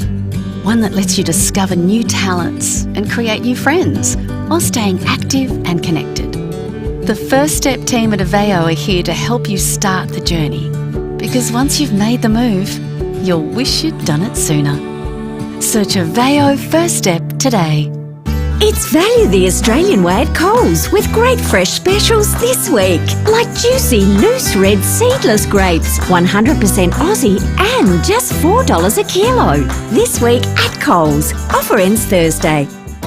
It's incredible! Over 75% of tickets in the Hospital Research Foundation Home Lottery have already been sold. Don't miss your chance to live the dream in beautiful Somerton Park with 2 Scott Salisbury homes up for grabs. There's a catalogue full of prizes to win, including luxury cars and amazing getaways. Tickets won't last long. Join the fight and get yours today at homelottery.com.au. Thank you for your support. Licence M14133. 5AA Breakfast is streaming live right now. To watch, simply head online to 5AA Facebook or search 5AA on YouTube. This is Adelaide's 5AA. Sunny and 28 today with the 8:30 news. I'm Mel Usher. Had a bingle driving to work? Contact premierpanel.com.au. RAA approved crash repairer. A stolen Range Rover has left a trail of damage in Norwood. It crashed into a house on Sydenham Road around 10 o'clock last night. A gas meter was struck, causing a leak. Senior Constable Matt Brown has told David and Will no one inside the house was injured. The 2 males in the car did a runner. Anyone who may have witnessed the crash or saw people running away from the car soon after is asked to call Crime Stoppers on 1800 333 000. The car has rolled near Penola in the state's southeast. Emergency services were called to the scene just after 6 this morning. The only person in the car has suffered serious injuries. A major boost to international travel is being promised if the Liberals win the March 19 state election. An $18 million flight attraction fund would be established to secure more direct international flights to Adelaide. Carriers like Emirates pulled out of SA during the pandemic and are yet to return. 3 new trade offices are also on the drawing board. Adelaide's population is in the spotlight today. The Committee for Adelaide's Bruce Chattay says we should be aiming for 2 million people by 2030. He says that will secure employment, help the city retain its young people and remain a vibrant place to live. Alcohol lobbyists are being accused of using the pandemic to push their own agenda. The federal government is reportedly considering cutting taxes on alcohol to help pubs and clubs get back on their feet. More than 80 organisations have signed an open letter to the Treasurer demanding the plan be abandoned. Foundation for Alcohol Research and Education Chief Executive Katerina Georgi says slashing the price would exacerbate alcohol-induced harm. These alcohol lobbyists are using a pandemic to try and undermine a really effective harm reduction policy, which is alcohol taxes, which are in place to try and prevent alcohol harm. Scientists have discovered a new way of storing COVID-19 vaccines, which could end the need for refrigeration. The CSIRO says encapsulating the vaccine in a metal organic framework protects it from changes in temperature. Dr. Daniel Layton says the breakthrough could help improve supply of mRNA vaccines, which need to be stored in cold temperatures. One of the types of vaccines that we've seen emerge through COVID was the mRNA vaccines. And we know that they need to be stored at -20 or even -70 degrees Celsius. So if we can find a way to store these at room temperature or even higher, we might be able to distribute them further and wider. Russia is facing more sanctions over what's being described as a blatant violation of international law. The country has recognised 2 separatist regions in eastern Ukraine as independent states. The Russian president accusing Ukraine of being controlled from the outside and says the country was created by communist Russia. I would like to underscore that Ukraine is not just a neighbouring country to us. It is an inherent part of our own history, culture, spiritual space. Turning to 5AA Sport. All new 2022 Mitsubishi Outlander with 10-year warranty, 10 years capped price servicing at Agostino Mitsubishi. And Novak Djokovic is back in the headlines today, Tom Reed. Yeah, he certainly is, and for the right reasons this time, Mel. He's made a winning return to the tennis court, which is great news for him. Djokovic winning his first match in nearly 3 months, beating Italian Lorenzo Musetti in straight sets at the Dubai International. He'll next take on either Karen Khachanov or Australian Alex de Minaur. Those two will clash later tonight, our time. Let's go to football. Gold Coast has high hopes for 2022. That's despite losing one of its best players to a season-ending injury. Nine's Jordan Tunbridge has more. Many have written off a maiden finals berth for the Gold Coast Suns since Ben King went down. The Suns' back-to-back leading goal kicker to miss the entire season with a serious knee injury. But new co-captain Touk Miller says losing the key forward could in some ways benefit the club. A massive blow, but it probably makes our team a lot more unpredictable in a way. Yes, we would love to have had him, but we need to still keep moving forward. He's adamant the Suns have the list to make the top 8, despite finishing 16th last year. Finals is what we want. We want our first finals berth, and I truly believe we're in the slot. And there was one game in the AFLW overnight with Melbourne 3-point winners against Brisbane. Taylor Harris the star with 7 contested marks and a couple of goals. And finally, recently retired Sergio Aguero is in talks to join Argentina's coaching staff for the Football World Cup. And that's the 5AA Sport. Now checking 5AA traffic. A new and independent home for BMW is now open on Brighton Road. Visit Glenelg BMW today. At Glen got a smash on Paynham Road near Glenburn Road. Oberoi, power lines down and urgent electrical works there, Cross Road near Waite Road. Darlington works on the Flagstaff Road upgrade continue near the South Road intersection. And we've got asphalt works at Woodville Park, Port Road near Kilkenny Road. Cameras, Crozier Street, Port Adelaide, Fletcher Road, Largs Bay and Hillier Road at Ranella. Battery World has been powering Australians for 25 years, from camping and boat batteries to 4x4 and car batteries. Visit your local Battery World today. Adelaide's most accurate traffic on 5AA. Now the 5AA forecast. Make sure you and your car stay cool with aircon and cooling services. Call 1300 Automasters. Sunny and 28 today, sunny tomorrow 32, 31 on Thursday. Right now it's 17 degrees. More news as it happens on 5AA. The Australian-made mattress floor stock clearance on now at Harvey Norman. All discontinued floor stock must go. Now's the time to upgrade to an Australian-made mattress or ensemble and support local manufacturers. Our range includes the big-name brands Sleepmaker, Sealy Posturepedic and King Coil by A.H. Beard. This is your chance to buy a quality Australian-made mattress or ensemble at an amazing price. All discontinued floor stock must go. The Australian-made mattress floor stock clearance on now at Harvey Norman. Go! A kid's playground, rubbish. A park bench, rubbish. A nature boardwalk, rubbish. You see, the Australian government is helping industry to transform your old rubbish into incredible new things. Proudly remade in Australia. Like this outdoor gym, rubbish. Even this brand new road, rubbish. Every time you recycle, you're helping to remake Australia into a better place for everyone. Remade in Australia. Authorised by the Australian Government, Canberra. Gliderall Garage Doors, adding strength, safety and style to South Australian homes for over 40 years. Gliderall.com.au. You're listening to 5AA Breakfast. David Penberthy and Will Goodings. 22 minutes to 9. We've got 2 carloads worth of tickets to give away thanks to the great people at Variety, the last ever session of the Mainline Drive-In at Jeps Cross for this Saturday to see Ghostbusters Afterlife. What a wonderful occasion. You can do it all knowing you're raising money for those wonderful people at Variety. You need to tell us the Hollywood star, the movie star that's in the boot trying to get in with you. Who is it? We played a musical score a little bit earlier from one of this person's films. I'll give you another clue. They're no longer with us. In fact, I'll give you one more. She's no longer with us. A movie star that's no longer with us. We'll play you an audio grab shortly that should give you more. I've got nothing. I've got some more information for you in just a moment, but have 8223 queued up because we're going to get to that very, very shortly. We've been talking about population this morning in the context of the City for Adelaide's call for there to be 2 million Adelaideans over the course of the next decade. Lee Creek has been experiencing something quite different. It's going very much in the other direction. They had thousands of people that called Lee Creek home not too long ago, and now that number is just below 100. Tammy Tarr is from the Lee Creek Post Office and joins us on 5AA Breakfast. Now, Tammy, good morning to you. Good morning. Tammy, I love this piece today in the Tiser by Nathan Davies, who went up there and had a yarn to you and some of the other locals. What's it been like the last sort of 10 or so years, particularly since Alinta wound up its operations back in 2018? It's been an absolute roller coaster. All of us that have lived in Lee Creek have loved Lee Creek, the lifestyle, the community, everything.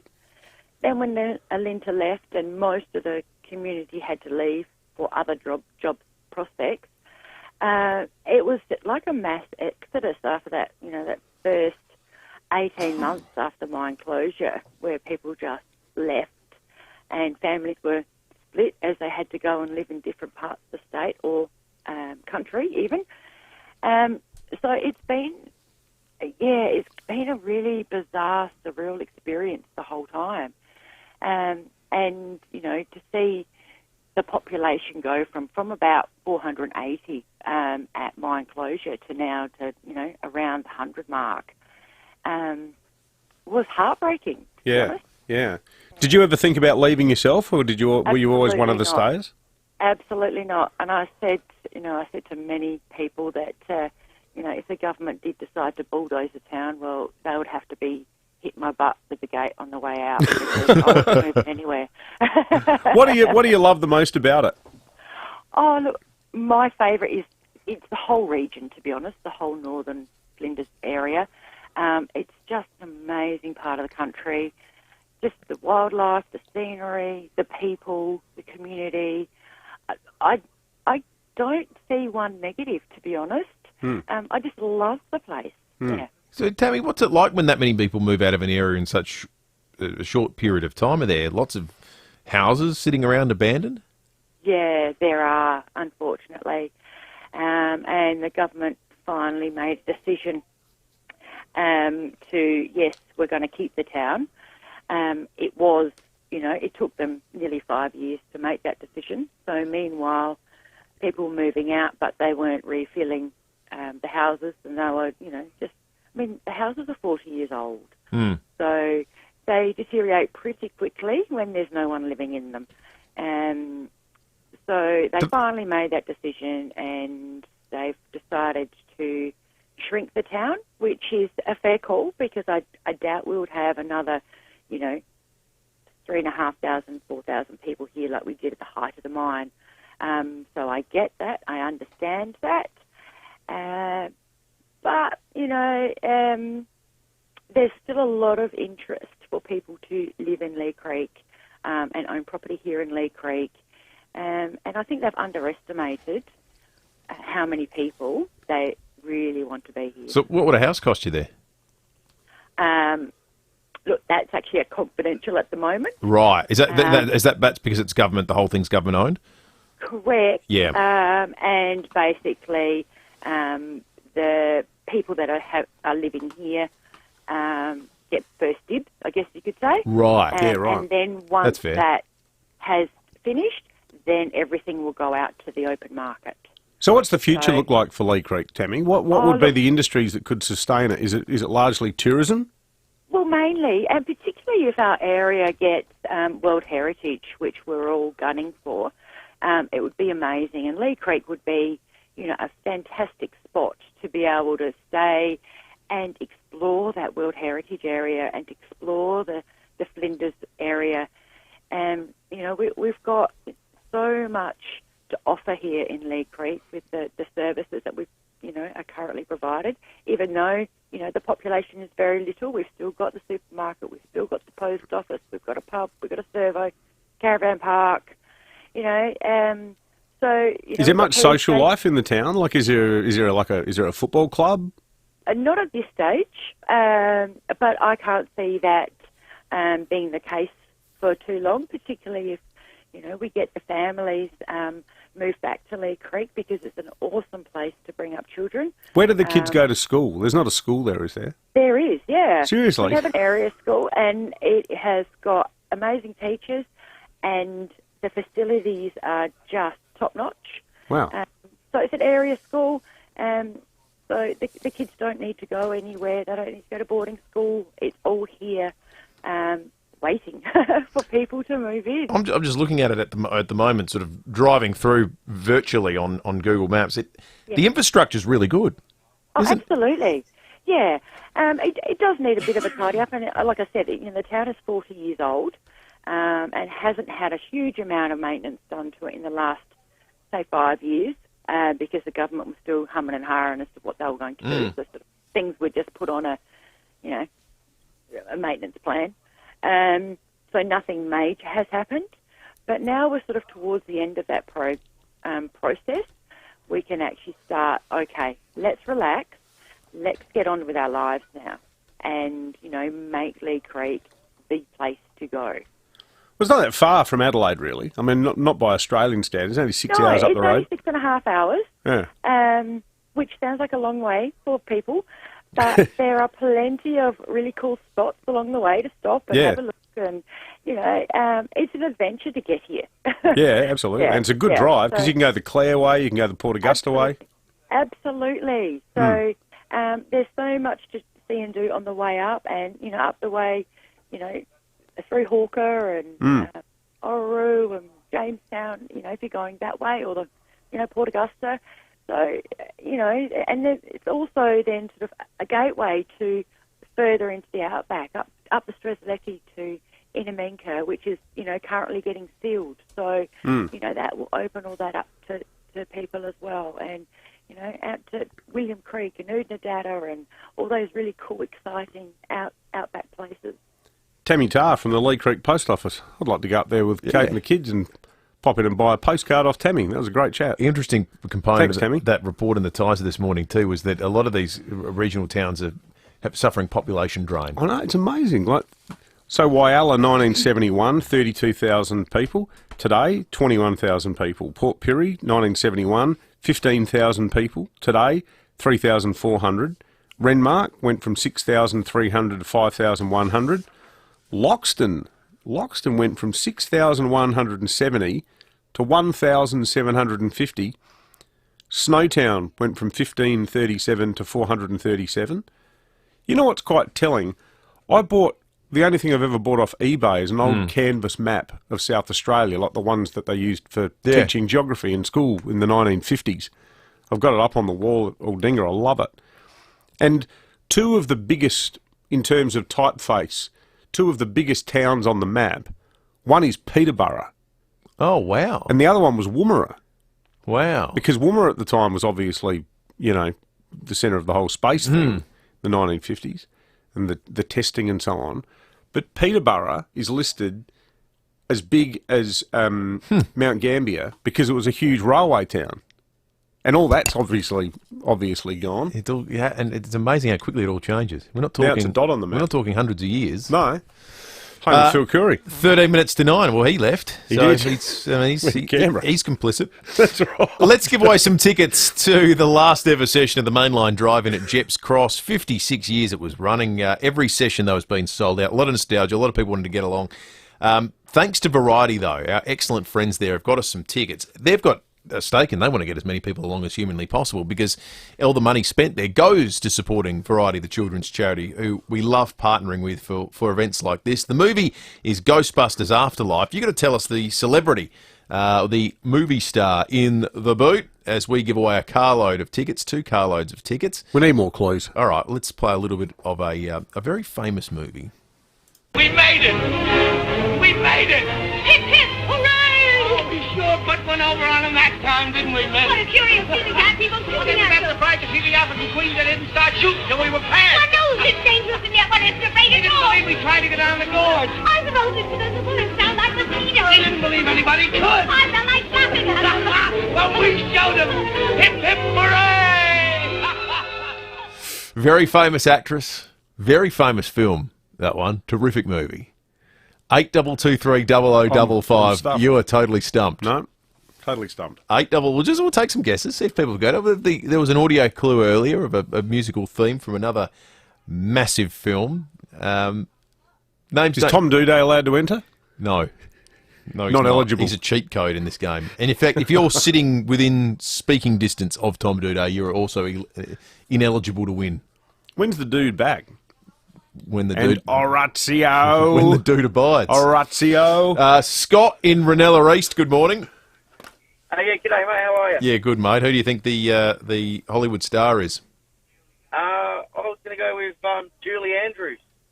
Not Julie Andrews. Not Julie Andrews. Craig in Redwood Park, good morning. Good morning.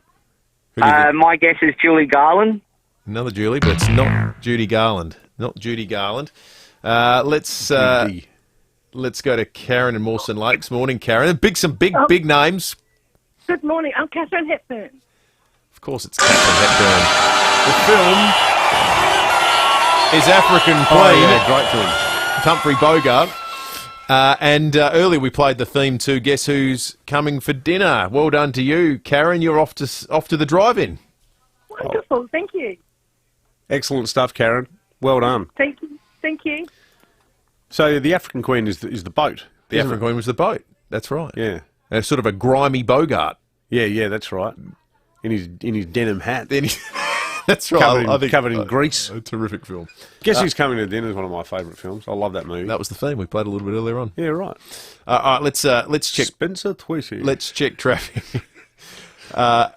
Is your BMW due for a service? We'll receive complimentary vehicle pickup and drop off at Glenelg BMW. Got a smash at Glen this morning. That's on Paynham Road near Glenburn Road, causing delays inbound. At Erbray, power lines down and urgent electrical works. Crossroad near Waite Road, that's also causing some delays. And Darlington got works on the Flagstaff Road upgrade there, continuing near the South Road intersection. Pretty slow going at the moment. Cameras for the drive-in today. Aldershot Road at Lonsdale, Cherry Garden Road's Cherry Gardens, and Kinahans Road at Happy Valley. Burbank Homes, inside out sale. Start your home with a 10k Bunnings voucher or a home finishing upgrade pack. $1,000 deposit gets you started. Burbank.com.au. Adelaide's most accurate traffic on 5AA. Did you know that South Australia can arguably lay claim to some of Australia's most iconic inventions? The Hills Hoist, cask wine, chicken salt, the military tank, and sunscreen, to name just a few. True. And did you know that Automasters can keep you cool this summer with a fully guaranteed aircon service? Absolutely true. So switch and save on aircon, logbook servicing, repairs, brakes and more. Call 1300 Automasters. Great service guaranteed. It's about the destination and the journey when you experience Victoria's Great Ocean Road. Holiday Wonders presents Paradise by the Sea, a magical 7-day escape along the Great Ocean Road, taking in Australia's most spectacular coastline. Experience the amazing 12 Apostles, the spectacular opening day of Melbourne's International Flower Show, and the Elvis exhibition at the Bendigo Art Gallery. Departs 26th March. Book today. Holiday Wonders, Belair Road opposite Mitcham Shopping Centre. holidaywonders.com.au. Well, the reports are in from the Fringe opening weekend, and Classical Mystery Tour is a winner, just like we told you it would be. 3 great shows, 3 enthusiastic audiences, glowing reports. All you need is love and a ticket to that Beatles show, as people are calling it. That's right. Absolutely cracking night out. Classical Mystery Tour. It's an all-Adelaide 21-piece rock band and orchestra presenting their take on the Beatles' hit-laden 1967 album, Magical Mystery Tour. Now, we're talking about some real classics here. Penny Lane, Strawberry Fields Forever, I Am the Walrus, Fool on the Hill, All You Need Is Love, and more. 6:30pm outdoor venue at the Moa in Gluttony. Classical Mystery Tour. It's the Beatles show. Tickets at fringetix.com.au. Peaceful living awaits at the 19th at West. With uninterrupted golf course views, pristine beaches, and a new cafe and retail precinct opening in March, the best of the West is at your fingertips. The architectural homes on offer allow for effortless living. Brand new 3 and 4 bedroom designs are coming soon to West. Register your interest for the new collection today. The19thwest.com.au. So now you know about the many clever South Australian inventions. You also know how to switch and save with Automasters. Aircon, logbook servicing, repairs, brakes and more. Call 1300 Automasters. Great service guaranteed. 9 News is the one that's always been live and local. 9 News, made in Adelaide for Adelaide. Check out Gliderroll Garage Doors' new Timber Look Native Series sectional doors. Gliderroll.com.au. You're listening to 5AA Breakfast. David Penberthy and Will Goodings. 6 to 9. Worth watching on the 5AA Facebook live stream. Were you channeling your inner Jagger there, were you? Just doing a bit of Mick Jagger side clapping. Yeah, it was good. There was the more the pursed lips lit up.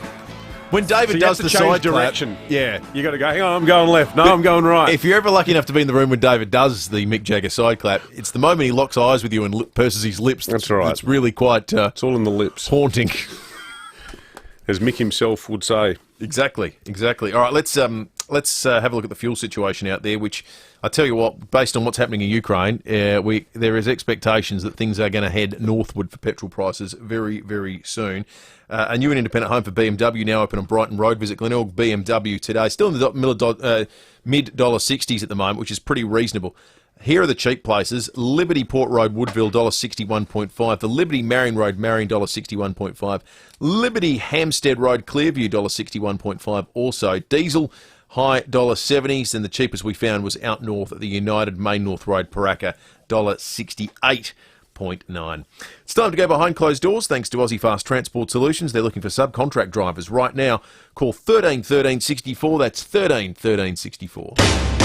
And when we get behind closed doors, 1395, Adelaide's 5AA. This is Richard Pascoe. And yes, thank you for joining me again on a Saturday afternoon on 5AA. A great show for you today. Now, I talked to a gentleman during the week who was very impressed with his daughter, who's written a couple of children's books, and he showed me the books, and I was impressed too, and I thought I'd better have her on the show. So, Julie Watkins, good afternoon to you. Hi, how you going? Now, we've just got problems with your phone. Just hold on 1 second for me, Julie, while we fix your phone. Okay. Right. Julie, can you hear me now? Oh, I can, yeah. That's better, yeah. Now, you've written these wonderful children's books. Yeah, that's right. So just explain to the listeners why you wrote the books in the first place. Sure. Another outcome is about newborn screening. But it's funny, isn't it? I don't even seem to realise that I've inadvertently hit the hands-free button of the telephone unit in the studio here, and Julie's not actually on the air but coming out of the telephone, which is a metre away from me. And newborn screening is something they do in the first couple And of look, days. while Julie's talking there, I'll tell you that a bit later on I'm going to let you ring me with your favourite joke. But my favourite joke at the moment is that I run a business which is very successful, and it's called the Adelaide Tech Guy. And the irony of that is I specialise in problems with your phone. That's funny as well. Gosh, you'd think by now Josh would have come running in to fix this, but maybe he's thinking, well, you're the Adelaide Tech Guy. It's much more fun if I just watch you stew in your own juice. Gosh, you've got to say, don't you, that if you were writing a comedy sketch about someone having trouble with a phone call, this stuff just writes itself, doesn't it? You don't have to make any of it up. You just write it down the way it happened and let it develop into a complete parody of itself, just crying out to be made fun of. Thanks for talking to us, Julie. All right, thanks. Oh, Josh, it's working now. 2 minutes to 9. Hey, congratulations to Amy in Highgate. We're going to give you a double pass to Faulty Towers, the dining experience. You can get tickets at fringetix.com.au. Amy called in earlier. Right on, Amy. A chat with talking about Giant Twins and it being Twins Day. pair of twins of her own, and found the time to give us a buzz a little bit earlier. Thanks to Terry and Bianca too for their lovely texts with memories of Lee Creek. We haven't got time to read all of the messages out, but a lot of people really enjoyed the chat that we just had then with the postie. Let's get a headline.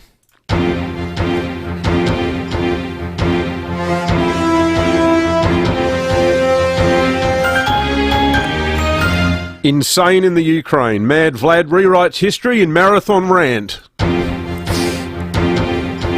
Musical. Yeah. Mad as a cut snake. They've started moving in so-called peacekeepers in the last half hour. Damn. Yeah, it's escalating. Graham Goodings taking over after 9 o'clock, and we'll catch you tomorrow morning from 6.